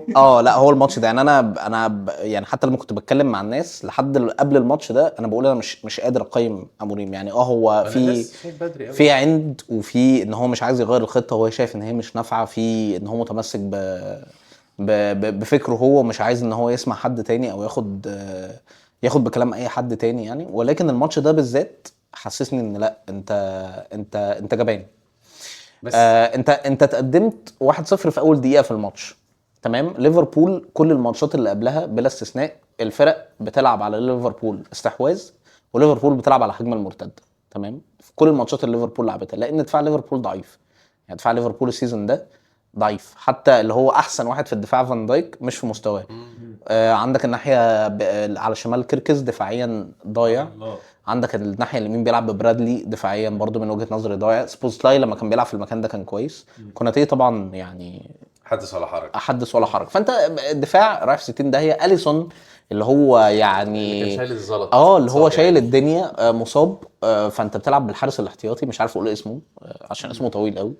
فانت بتلعب بالحارس الاحتياطي، فانت عندك كل الفرص ان انت تركب الماتش ده، ان انت الماتش ده يبقى بتاعك خلاص. من اول الدقيقه 2 من ساعه ما جبنا الجون وانت عمال بتدافع، اللعيبه ما بتطلعش تعمل بريس، سايب الكوره لليفربول.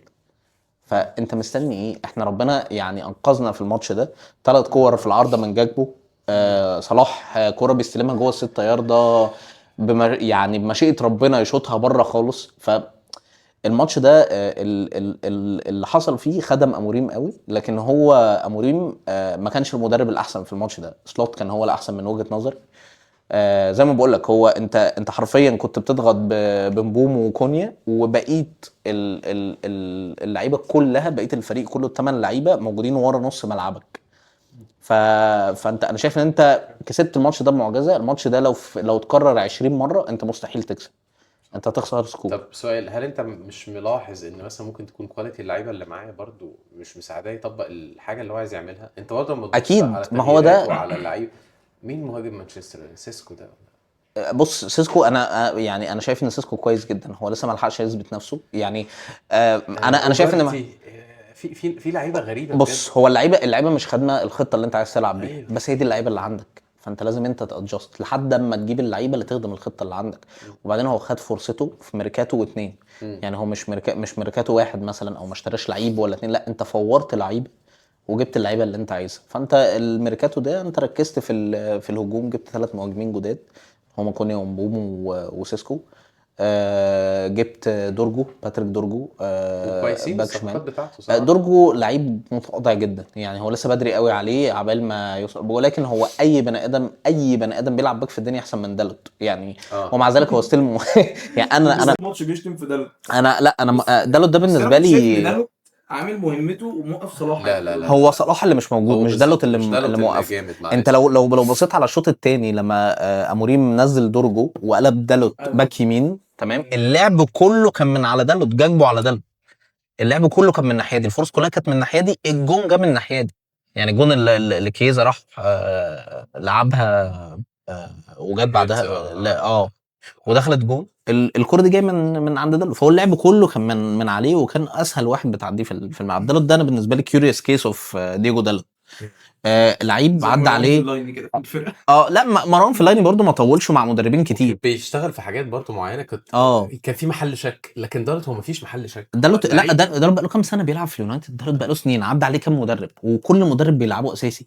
فيا اما احنا كجماهير احنا حمير مش فاهمين حاجه، يا اما مثلا بيلعب عشان الورك اثكس بتاعته مثلا في التمرين، الراجل مجتهد في التمرين وبيبذل مجهود، لكن هو لعيب الاي كيو بتاعه محدود جدا جدا يعني، مش يعني الموضوع صعب غريبه جدا. لا هو ما بيعرفش يرفع، ما بيعرفش يشوط لما بيضم، هو يعني دفاعيا ضايع.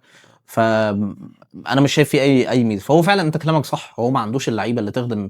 انت اصلا انت خطه زي دي، انت عشان تلعب ب3 مدافعين انت لازم يبقى عندك وينج باكس مرعبين زي مثلا انتر بيلعبوا مثلا كانوا بديماركو في عزهم، دمفريز وديماركو في عزهم.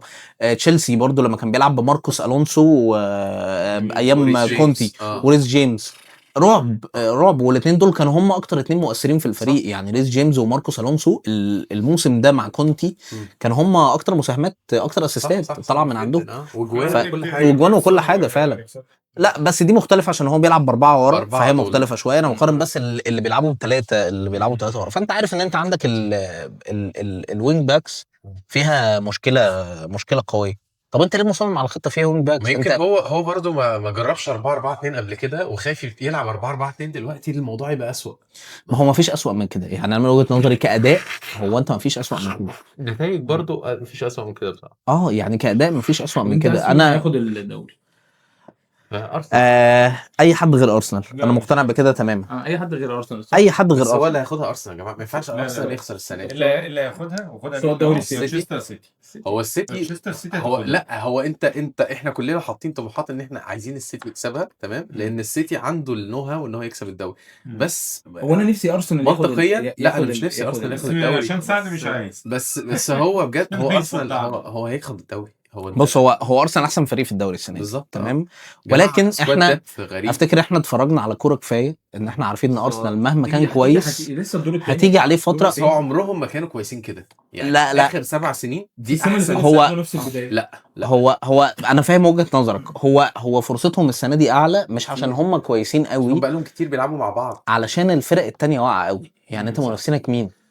انت ما فيش غير السيتي هو اللي بيقول بس، فانت المنافسه قليل. هالاند هو اللي بيقول بالظبط، هالاند هو اللي بيقول. فانت السنه دي فعلا عندك اكبر فرصه، ولكن يعني انا عدد السنين اللي اتفرجت فيها على الدوري الانجليزي خلتني عندي قناعه تامه ان ارسنال سيبه يعمل اللي هو عايزه الدور الاول، هو كده كده هيقع الدور الثاني، هيقع لوحده، هيقع بقى هتترمى بعد كده على الاصابات، هتترمى على حكام، هتترمى على اي حاجه، ولكن ارسنال هيفضل ارسنال هيفضل وصيف. انا دي من وجهه نظري يعني، انا حاسس ان لو ارسنال خد الدوري دي الايام هتحصل مصيبه يعني بجد يعني، لان هو الطبيعي ان هو مش هياخد الدوري.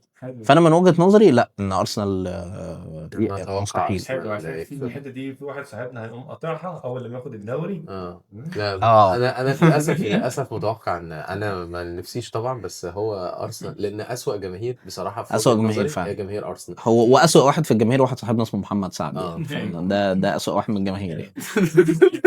فبس للاسف هم السنه دي تقريبا بس هم بحسهم اسوأ جماهير، وما بحسهم بالعكس هم عندهم ولاء يعني. اسوأ جمهور. بص هم مش اسوأ جمهور، هم اكتر جمهور ديلوجنال، اكتر جمهور موهوم. دلول الكلمه الصح، موهومين جدا يعني، لدرجه ان صاحبنا ده اللي بيشجع ارسنال بيقول ان دينيس بيركامب احسن من ميسي. ما كانش في ماركتنج وقتها، ما كانش في ماركتنج كامبينز، يعني اوزيل احسن من دي بروين يا عمي. ده قول دي ممكن يعني، ممكن يبقى فيها ممكن يبقى فيها نقاش يعني. انا بالنسبه لي طبعا دي بروين احسن، ولو انت فاكر ان في مره طلعتها لكم بالارقام ان مفيش مقارنه، عملت لكم اكسل شيت ان مفيش مقارنه. اي لعيب ما دام عدى على ارسنال ايوه يبقى هو لعيب كويس. لا هو ده فعلا اكتر راي يعني غريب سمعته في كره القدم، ان دينيس بيركامب احسن من ميسي. يعني دينيس بيركامب لعيب لا خلاف عليه، لعيب راجل بيلعب ببدله شياكه مرعب، لعب في فتره ارسنال فيها كان مرعب، بس انت بتقارنه بمين؟ مش بس كده الفكره يعني انا دينيس بيركامب ممكن اقارنه ببرباتوف مثلا، هو مثلا مش مقتنع مش مقتنع يعني اي حد بيطلع بقى من ارسنال طلع من الجنه، انت فاهم؟ ايوه يعني اوليفيه جيرو جماعه هو مهاجم كويس. انت مهما انت قعدت اللعيب ده كان بيلعب اساسي منتخب فرنسا، وكان بيلعب اساسي في ارسنال، وراح بعد كده كسب مع تشيلسي النهائي اللي وهو كان السبب ان هو هو الهداف التاريخي لفرنسا بالظبط، والهداف التاريخي لفرنسا. فهو مهاجم كويس، بس هما مجرد ما طلع بره ارسنال فخلاص هو كده. والمشكله الاوحش ان هو اي حد بيطلع بره ارسنال ربنا بيكرمه، ما تفهمش ليه. تشاك ده تشاك راح باير ليفركوزن خدوا الدوري يعني انت متخيل ولعب نهائي يوروبا ليج هو فعلا واخد دوري زي ما سباعي قال لك من غير ولا من غير ولا خساره فكميه اللعيبه اللي ربنا بيكرمها لما بيطلعوا بس بره ارسنال، شامبرلين مثلا كله انا ممكن اعد لك 10 لعيبه طلعوا من ارسنال ربنا كرمهم. بتتكلم على فابريجاز فابريجاز هنري. لا بقول يا سيدي هنري هنري استراتهم هنري خد دوري معاهم. قول هنري خد دوري. قال لك انا ماشي من ارسنال عشان عايز اكسب الشامبيونز ليج. ايوه صح، وراح برشلونه كسب خد الشامبيونز ليج. هنري، واحنا قلنا مين؟ فابريجاز تمام، وسمير نصري تمام، واوباما يانج وجيرو مين تاني؟ والكسندر شامبرلين كان بيلعب في ارسنال. سيلفا مين؟ ديفيد سيلفا؟ لا اللي هو اللي كان بيلعب في مانشستر يا عم اشلي كول مثلا عندهم تشوك عليهم وتشاكا. لا كل اللي بيطلع فان بيرسي، احنا نسينا روبن فان بيرسي. صح يا صاحبي اسطوره الدوري الهولندي الطائر. معلش يعني المشكله ان بجد فان بيرسي يعني قاعد يلعب كتير قوي في ارسنال. السنه اللي هو جاب فيها مانشستر خد فيها الدوري معاه، هو جاب الدوري لوحده. هو جاب الدوري فعلا لوحده، زي مثلا ما هالاند كده جاب الدوري لوحده السيتي، زي ما صلاح السنه اللي فاتت جاب. هو انا حاسس ان ربنا بعت لنا فان بيرسي ده عشان يعوضنا عن الموسم بتاع 2012 بتاع مانشستر سيتي وكيو بي ار. ده كان أسوأ سيزون عدى عليا بتفرج عليه على كوره، يعني أسوأ سيناريو ممكن يحصل في التاريخ. بس واي حد اتفرج على ماتش سيتي والكيو بي ار ده عارف ان كان في حاجه غلط. الماتش ده فيه حاجه غلط، ماتش مراهنات. وده السبب اللي خلاني اشجع مانشستر سيتي من بدايه الماتش ده. كنت انا والله كان اسمه انا فاكره 2012 ايوه ما احنا لسه بنقول 2012. بس ده انت بتشجع السيتي ولا برشلونه؟ انا بشجع برشلونه. اي حد معاه بس شجعت السيتي. انت بتشجع حد معاه فلوس وحد لا؟ يا عم هو برشلونه خلي بالك ده يعني ده جديد ان هم معهوش فلوس يعني. اكتر فريق في الدنيا الحكام بتحكم له. اكتر فريق عليه والله ما تخلينيش اشتم يا ابني. ما هو انتوا يا ابني مش كان في قضيه يا ابني على برشلونه وخسروها؟ تشيلسي ده اصلا خدنا عليها حاجه؟ ما خدناش حاجه يا باشا ماتش تشيلسي بتاع مايكل بالك النهائي ده المفروض برشلونه تتشطب اصلا. لو اسمه ده لو هنمشي بالحوار ده نص الفرق تمام بيتحكم لها حاجات مش من حقها. اكتر فريق في العالم كله اتحسب له قرارات تحكيميه برشلونه، ويجي بعديها ريال مدريد. يعني هو الاثنين بتوع اسبانيا الاثنين بيتحكم لهم، بس برشلونه لا برشلونه هباله يا ابني. في فيديو كده معمول على برشلونه كان على كميه التعديات مش بس الماتش بتاع تشيلسي ده، ماتشات كتير اللي هي مصيريه. انا كنت شفت برضو ريبورت كده على متوسط عدد الانذارات في المباراه للعيبه اللي بتلعب برشلونه قصاد متوسط عدد الانذارات والطرود. حاجه مرعبه جدا مرعبه. لا الفروق جداً. يعني مستحيل ما ينفعش ان انت تقول ان ده لا اصل ده سيناريو الماتشات بالظبط، مستحيل يعني. في حاجه غلط. انت لما تبص على الارقام، فاكرها الاحصائيه عشان مش فاكرها. انا مش فاكر، بس هي كانت انا فاكر ان ريال مدريد كان متوسط الانذارات بتاعتهم 16 او تقريبا لا مش 6 كان متوسط 6 في الماتش في السنه دي في الدوري 6 انذارات كل ماتش. وكان برشلونه متوسط الانذارات بتاعهم 1 بوينت حاجه بالظبط. ففرق غريب. وفي الطرود كان في نفس الفرق ده. وكمان اللعيبه اللي بتلعب مع برشلونه في الماتشات بتاعه برشلونه الفرق الثانيه كان برضو بتاخد عدد انذارات وطرود اعلى بكتير. الاحصائيات تقول ان في حاجه غلط يعني. فلا هي برشلونه في الفتره دي كان في كوربشن 100% يعني. بس ده برضو ما يمنعش ان انا ما بشجعش برشلونه، ده ما يمنعش ان برشلونه من امتع الفرق اللي ممكن تتفرج عليها كوره يعني. حقيقي. بس هي لحد النهارده يعني. حتى انا شايف ان دلوقتي فتره برشلونه فيها مش فريق ممتع بغض النظر عن لامين يامال، لان انا رايي فيه عكس البشريه كلها. شايف ان هو لعيب صغير طلع بدري قوي يعني، خد برايم وهوجا في سن بدري قوي. وشايف ان هو مش دي المنتاليتي بتاعت اللعيب اللي يديك 20 سنه كمان كوره. مم. مش دي المنتاليتي زي بتاعت هالاند مثلا. لا مش زي هالاند، ميسي، مش زي كريستيانو، مش زي يعني مش دي يعني انا شايفه اقرب لنيمار، مع ان نيمار ده اصلا حاجه يعني احنا مش المفروض ان احنا نحط لامين يامال ونيمار في جمله واحده، لان نيمار ده يعني تالنت مختلف. تالنت. المنتاليتي اللي هي بتاعت نيمار اللي هي بطلته كوره بدري. هي انا ممكن اقول يعني مثال محلي شويه، بس هي المنتاليتي بتاعت شيكابالا، لان انا شفت ده في شيكابالا. مش صلاح جمعه. ما هو صالح جمعه اصلا البوتنشال بتاعه هنا، فيعني هو الماكسيمم البوتنشال بتاعه كان هنا. لا بس لا هو كان لعيب حلو والبوتنشال حلو يعني، بس مش ده مش اللعيب السوبر اللي احنا بنتكلم عليه آه. يعني. بس لا انا شايف ان لامين يامال جماهير برشلونه اديته وضع اكبر من وضعه بكتير قوي. عايزين يكسب كرة ذهبية. ورقم 10 بعد ميسي وخد بالون دور. هو اصلا فكره ان هو تاني بالون دور دي اكبر دليل ان في كوربشن. كان السنه لا هو في كورة. لا هو ايوه حاجه كبيره من يعني في ايه، اديني كده رقم لا يعني عمل. مثلا لا كان السنه اللي فاتت يعني يعتبر انت يعني هو ولا رافينيا المفروض ياخد تاني. بالظبط. رافينيا كان حلو برضه ماشي. لا مين مش ياخد تاني. مين ياخد تاني فعلا، مين ياخد مركز تاني؟ ممكن اقول لك رافينيا يكون طيب. يعني عثمان ديمبلي اخدها عشان خلاص احنا عارفين ان هو خد كل حاجه، عمل حاجه وخد دوري.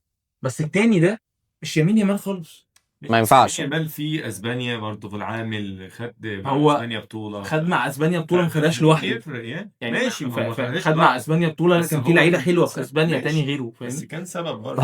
هو كان سبب، هو كان احسن لعيب في اسبانيا يعني في المنتخب اسبانيا في اليورو اللي خدوه. كلامك صح 100%، بس هل ده لوحده كفيل؟ طب ايه هي الكريتيريا اصلا وبعدين الحسبه بتاعت اسبانيا في اليورو هي دي خدها رودري خلاص، يعني هي الكره الذهبيه بتاعت الفتره بتاعت اسبانيا لما خد اليورو دي كانت لما خدها رودري الكره الذهبيه. ممكن الكرة الذهبية كريديبل. انا من وجهة نظري لا. انا شايف ان الموضوع بقى اللي هيعمل كامبين احسن، بالظبط. اللي هيعمل كامبين احسن كفريق ولا لا كلاعب، اللعيب اللي هيعمل كامبين احسن مديرين اعماله هيعرفوا يوصلوا لصحفيين اكتر، الصحفيين دول يبوشوا ان هو احسن لعيب. لا مش ان هو يدفع للفوت، لا انا قصدي ان تأثير الرأي العام بالظبط ان هو يغير تأثير الرأي العام في اتجاه لعيب معين. يعني انت في فترة صلاح ظهر فيها على السوشيال ميديا قوي انه يستاهل بيد ادز كلها. هو انا شايف ان صلاح من اقل اللعيبه اللي ممكن تبقى بتعمل حاجه زي كده يعني. لا مش هو بس، هو في زي ديمبلي مثلا، زي فينيسيوس. ما فينيسيوس طلع فتره رئيس النادي بيتكلم ان هو يستحق. هقول لك على حاجه، مين اشهر صحفي كوره دلوقتي؟ فابريزيو رومانو صح. لو لامين يامال كح هتلاقيه ينزل بوست يا جماعه لامين يامال كح. غريب جدا الموضوع، غريب جدا يعني الموضوع. لو انت فتحت البروفايل بتاع فابريزيو رومانو انت راجل عندك 40 مليون فولور كل يوم عمال بتنزل بوست على لامين يامال في ايه وهو ما بيعملش حاجه. مع ذلك بقى تيجي لعيبه تانية هتخرف، يعني مثلا صلاح مستواه وقع دلوقتي، شوف البوستات مثلا لصلاح. انت عارف اللي صلاح شال على تويتر انا شايف بصراحه اللي جماهير ليفربول بيعملوه مع صلاح ده عيب. بس هو الجماهير انا شايف ان الجماهير عملت اي حاجه.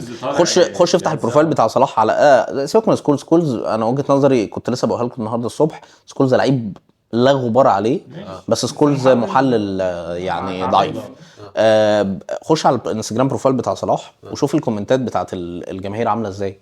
يا جماعه في ده اسطوره النادي بجد يعني. هو فعلا هو اسطوره النادي. فهو لعب كام ماتش وحش؟ احنا لو عديناهم كده 8 من اول الموسم، وماتش شامبيونز ليج 9، وماتش بتاع الدرع الخيريه 10 ماتشات.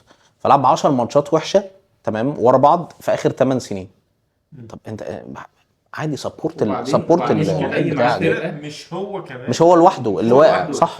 انا مقتنع ان الخطه اللي هو عاملها سلوت، وهو ده اصلا توجه بتاع اداره ليفربول، ان هم يحاولوا يلاقوا بديل لصلاح.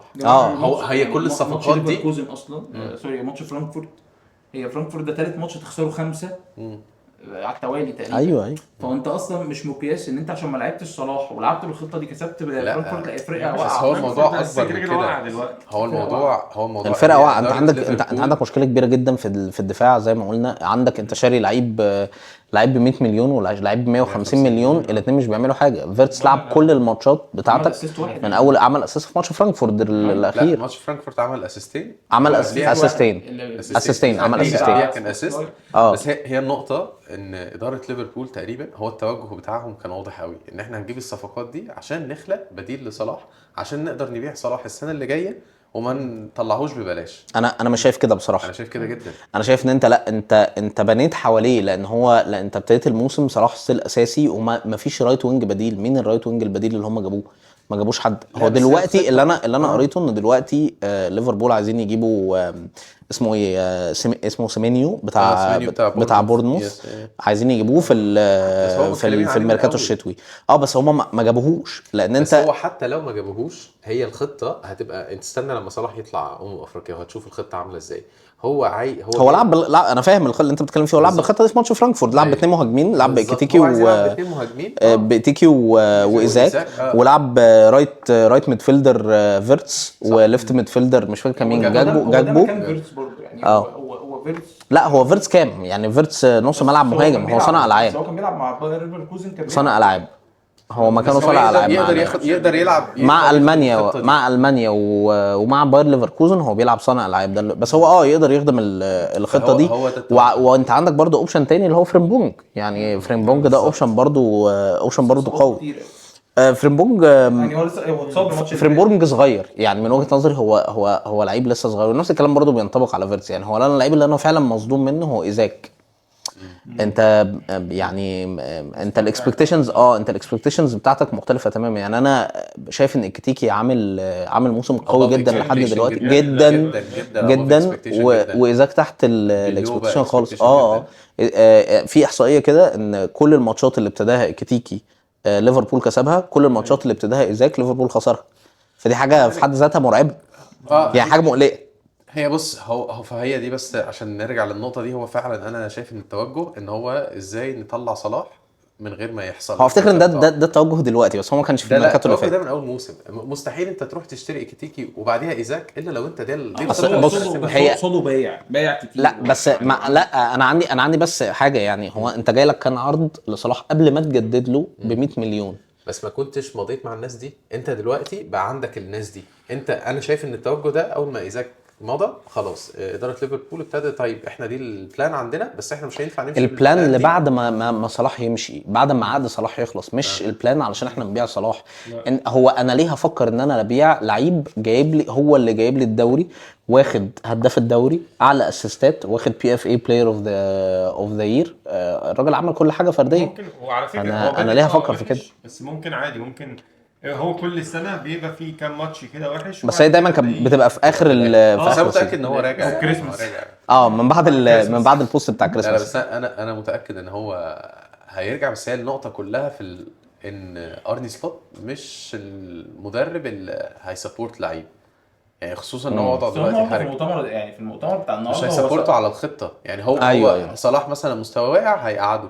مش بس انا بشوف ده منطقي. يعني ما انت مستواك واقع، ارفع مستواك في التمرين او في الماتشات الصغيره. بس انا ضدك في الحته دي، لان انا فاكر في لقاء كان صلاح بيتكلم فيه على ارني سلوت، وبيتكلم على الفرق بينه وبين كلوب. فكان بيتكلم على ارني سلوت ان هو مدرب بيسمع قوي، وهو عايزك تطلع احسن من ما عندك. فهو بيحطك في المكان اللي انت مش اللي انت شايف ان انت هتأدي فيه كويس. يعني انت لو خدت بالك صلاح السيزون اللي فات كله ما بيرجعش ورا. صلاح ما بيدافعش، هو مرمي على الطرف خالص على اليمين. انا بهاجم اصلا من ناحيه لويس دياز، وفي الاخر بعكس الكوره تروح لصلاح. يعني لو انتوا فاكرين السيزون اللي فات هجوم ليفربول كله ما كانش من ناحيه صلاح، كان من ناحيه دياز. فهو ريحه في الحته دي ان انا مش عايزك انت تكفر ورا، انا هظبط انا الدنيا ورا، بس انت تمام، انت في المكان ده انا عايزك تعمل اللي انت بتعمله. فهو صلاح بيتكلم ان سلوت لا هو بيسمع وبيحاول ان هو يريحك. فانا ما افتكرش ان هو هيبقى المدرب اللي هو لا انت وحش فهتقعد دك. بس لو في ضغط اداره، يعني لو الاداره بتقول لك احنا عايزين دلوقتي البلان بتاعتنا على نهايه السنه تمام ان احنا نخلي الفرقه في نفس مستواها من غير صلاح. يعني ده مش في صالح مين؟ انا في صالحي. لو انا مثلا عايز ابيع صلاح هقعده دكه؟ لا هحاول لا العبه عشان المعه عشان خاطر. لا هو صلاح انت مش محتاج ان انت تلمعه عشان تبيعه. انت كده عارف ان انت اليوم ما هتقرر تبيعه هيجي لك عرض من السعوديه رهيب يعني.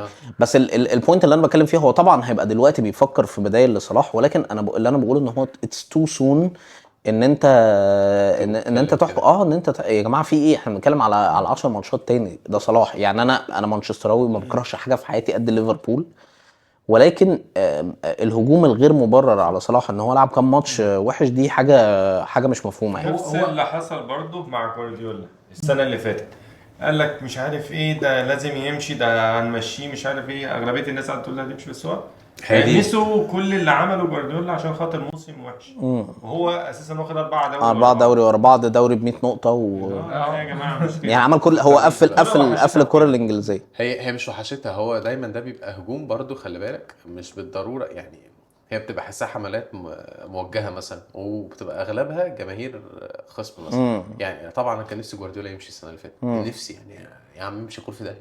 انا مش عارف ايه اللي بلانا بيه ده، ايه اللي جابه ده، قتل المتعه في الدوري بجد والله مش عارف يا اخي حرام عليك، حاجه حزن. وبعدين عملها مع بس هو الميزه الوحيده اللي جوارديولا عملها بالنسبه لي يعني ان هو منع ليفربول ان هو يدومينيت الفتره اللي فاتت دي. يعني هو من غيره يعني من غير جوارديولا كانت ليفربول لحد النهارده، فمن 2020 ايه، من 2019 من 2019 خدوا الدوري. هو كلوب حظه وحش قوي ان هو جه فتره الحمد لله يعني الحمد لله. بس انا هقول لك حاجه برضو، هو السيتي دايما فريق محظوظ جدا، يعني اول ما بيبقى في منافسه قريبه سواء اهداف او نقطه او نقطتين هو دايما بيطلع كسبان، من اول 2012 لغايه ليفربول الفرق النقطه، لغايه عملها مع ارسنال برضو، اللي هو يعني احنا كلنا بنتعاطف مع السيتي لان هو زي ما انت مفيش حد بيشجع السيتي السباعي مثلا. ايوه، فالفكره ان انت التاثر ان انا لا عايز السيتي يخسر مش موجود، لكن هو فريق محظوظ زي بيراميدز كده في مصر مثلا. بس انا اعرف ناس بتشجع السيتي كتير يعني زي لا بس الجيل الجديد لا عادي يعني انا اعرف ناس قدنا بيشجعوا السيتي، دي غريبه، ممكن يبقوا محدثين شويه بس هو ممكن بيشجعوا السيتي يعني في لا الاغلب. انا بص، انا مش بشجع السيتي اللي هو لا لازم السيتي شبه برشلونه، بس هو برضه اكيد فرقه في انجلترا فطبعا ليها جماهير، بس طبعا ما بتقارنش بعدد جماهير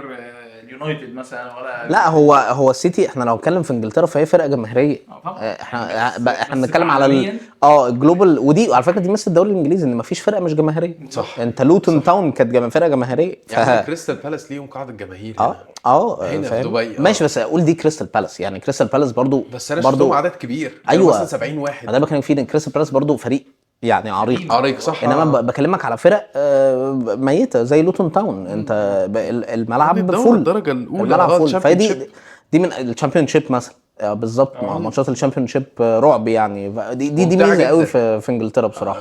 ماتشات البلاي اوفس دي بتبقى رهيبه جدا، دي كل سنه اللي هو مين اللي يطلع من الدوري، دي بتبقى حلوه جدا. هو افتكر احلى ماتش شفته في الشامبيون شيب ليستر وواتفورد.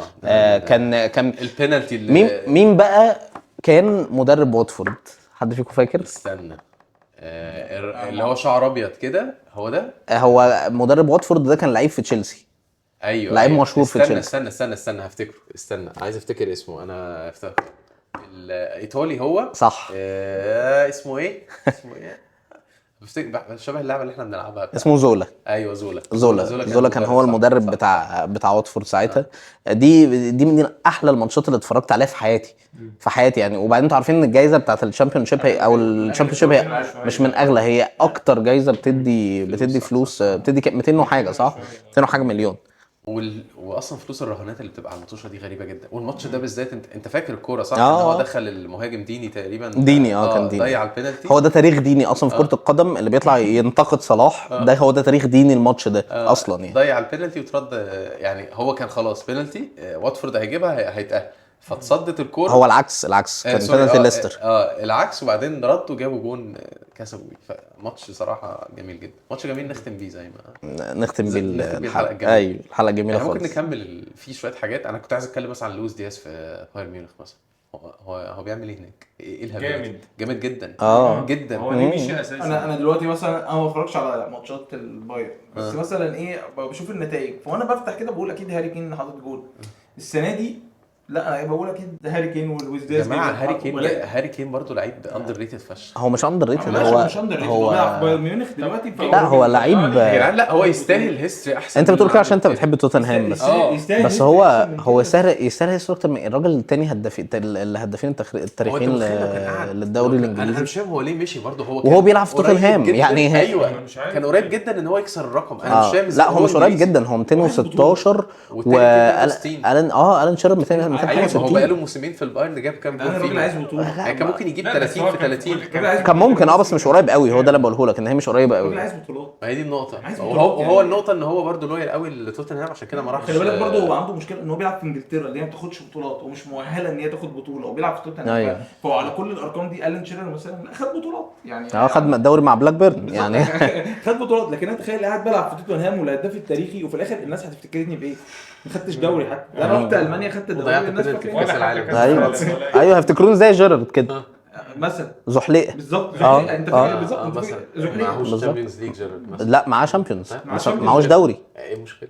انت يعني ايه هل هو انت عشان معهوش دوري يبقى هو انت لعيب مش كويس بص- بس انت الدوري اولموست بتاع- 20 سنه بتلعب في ليفربول اللي هو اقوى نادي في المشكلة؟ انجلترا، ما خدتش ولا دوري. بص لا انا مقتنع احنا عندنا اندرسون كان بيلعب في نص الملعب معاه تقريبا طب ما انتوا 5 معاكم دوري برونو معاك كام دوري برونو؟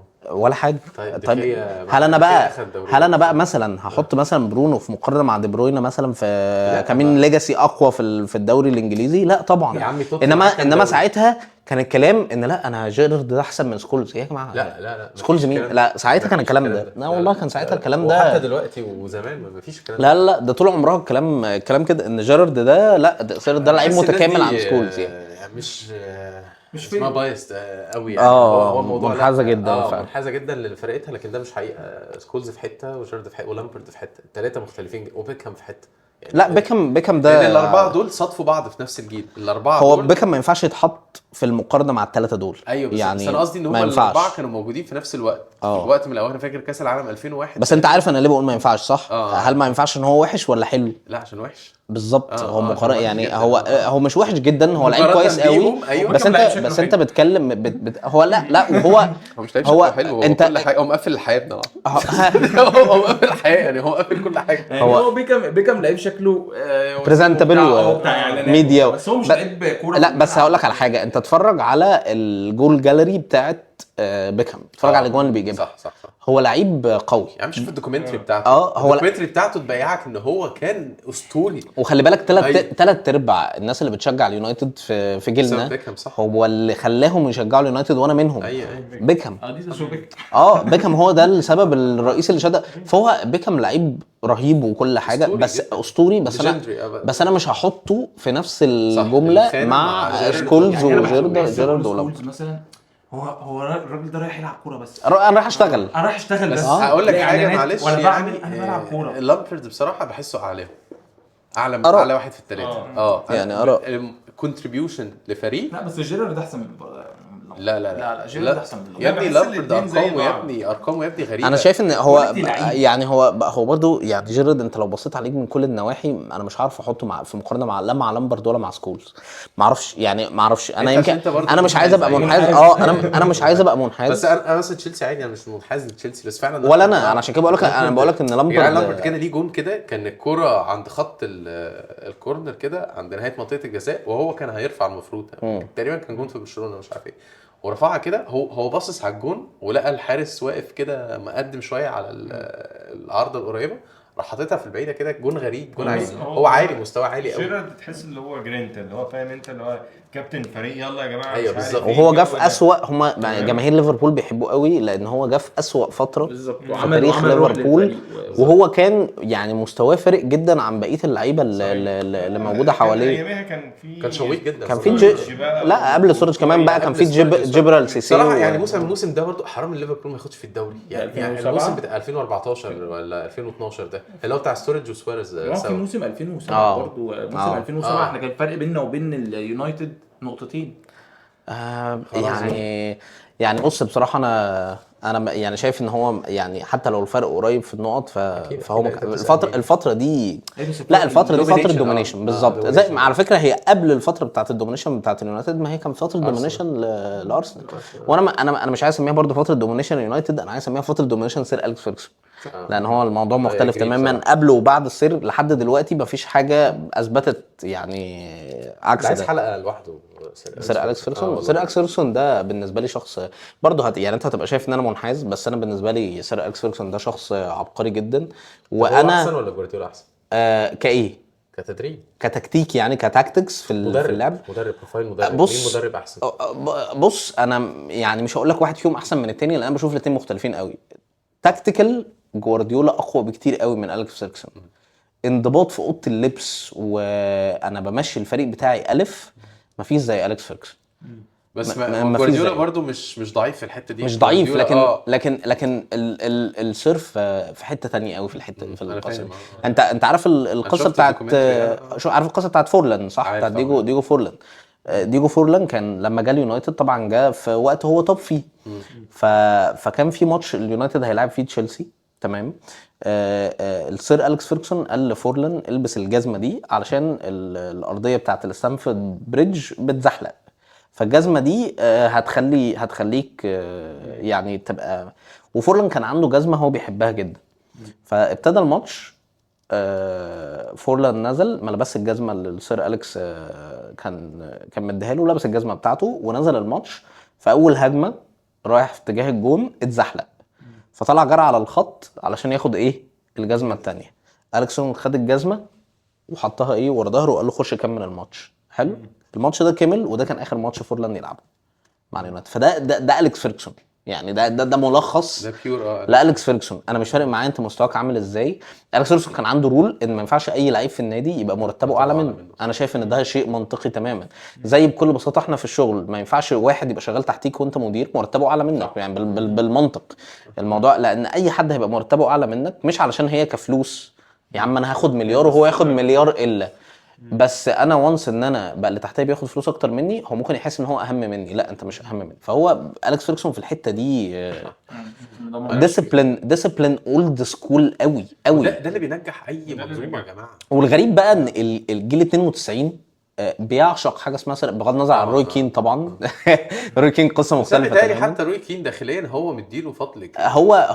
هم يعني شخصيتين مش راكبين شخصيتين اقوياء قوي على ان هم يبقوا مع بعض يعني فاهمني. شخصيه هو اجريسيف عايز وقويه. حد يسمع مش عايز حد وروي كين مش الشخصيه اللي هيتساق ابدا مش الشخصيه. فهم عشان كده عندهم كليشيه. بس غير كده كل اللعيبه اللي طلعت من تحت ايد اليكس فيرجسون بيعشقوه انكلودين كريستيانو اللي هو يعني من اعظم لعيبه يعني من اعظم لعيبه العالم. رياضي هو تاني اعظم لعيب في العالم صح. دي حقيقه. هنشوف بقى. وده على فكره راي غريب جدا من مانشستراوي يعني ان انا شايف ان ميسي احسن. انا شايف ان هو يعني لا ميسي توب كاس العالم بصراحه. لا بغض انا بتكلم على كوره لعيب. في واحد موهوب في واحد مجتهد ان هو بيجتهد ان هو لا انا دي بقى ما بقتنعش بيها. كريستيانو موهوب جدا. ما احنا ليه بنقول يا جماعه على كريستيانو؟ احنا ليه دايما رابطين كريستيانو باللي هو الشخص اللي ما هو هارد ووركر. بس هو الهارد وورك اللي هو عمله ده ما يمنعش ان هو عنده موهبه طبعا. مش عنده لا ومش موهبه مش موهبه عاديه يعني. هو موهبه خارقه للطبيعه. هو كريستيانو ماشي. بس انا بحس ان ميسي هو انا فاهم هو ما بذلش نفس اللي محتاجش ان هو يبذل. هو مخلوق كده يعني. شوف ميسي في اجازاته وشوف رونالدو في اجازاته. هو ميسي موهبه اعلى بس كريستيانو موهوب جدا جدا جدا. بتلاقي عنده كان ايام برشلونه بتلاقي عنده حته كرش عادي فاهم. ايوه. وبيرجع الاجازه ميسي. بس رونالدو في الاجازه بيتمرن فاهم ودايما عشان كده انا بحس ان هو المفروض ندي كريدت اعلى لرونالدو هنا في الحاجه دي. هو الراجل لا ندي كريدت اعلى. ما هو ده بقى اللي انا بتكلم فيه. ان دايما الناس اللي بتبقى شايف ان كريستيانو احسن من ميسي بيبقى كل اسبابهم مالهاش علاقه بكره القدم. هي مالهاش علاقه بجوه الملعب كله بره الملعب. فده ده مش موقعي. انا مين اللي هقعد اتفرج عليه؟ انا الماتش بتاع الاهلي وانتر ميامي ده عشان بقى لي فتره كبيره ما اتفرجتش على ميسي. والله انا دمعت ده بجد. يعني انا دمعت في الماتش اللي هو لا ميسي يعني انت في كده تاتش في الكوره مفيش لعيب تاني حتى عارف يقلده يعني. انت بيطلع لعيبه بتحاول انها تموكل الستايل بتاع كريستيانو. عندك راشفورد مثلا. هو راشفورد بيحاول ياخد كوبي بيست من كريستيانو بكل حاجه. حتى الفاول احلى فاول جابه راشفورد مع اليونايتد هو ناكل بول في تشيلسي. ناكل بول دي تريد مارك كريستيانو من بقى الفاول بتاع بورتو للفاولات اللي كان بيجيبها في الدوري الانجليزي هو تريد مارك. انما انت هل انت شفت اي لعيب بيحط فاولات زي ميسي؟ عارف يعمل اللي ميسي بيعمله في الملعب ده؟ يعني يعني راشفورد كان ما دخلش الراجل ده في هزار. أيوة. يعني حطه في موضعه. ايوه في صح، ابو موضعه تريكه كده، في حته فاهم؟ وميسي في حته معلش. لا يعني ميسي في حته في الكوره، بس ابو تريكه في حته في القلوب، فاهم؟ ايوه ان شاء ايوه الله يوم ما تمام ابو تريكه هيجي يقعد معانا هنا تمام مع اليوم ده انا مش هبقى موجود فيه. لا يا عم تقعد هنا مش مشكله. أنا مش ابو هبقى تريكه صاحبي نورتنا. ونجيب شيكابالا يا سلام. يا باشا الاحلام مش بفلوس. فلوس. ايه طبعا. طب ممكن كمان ميسي وكريستيانو. لا أدو. هنتكلم معاهم ايه؟ احنا عايزين حد يتكلم عربي. كان بيقول ايه ميسي في كاس العالم؟ كاميرا بوبو. كاميرا وو. كاميرا كاميرا وو. بوبو.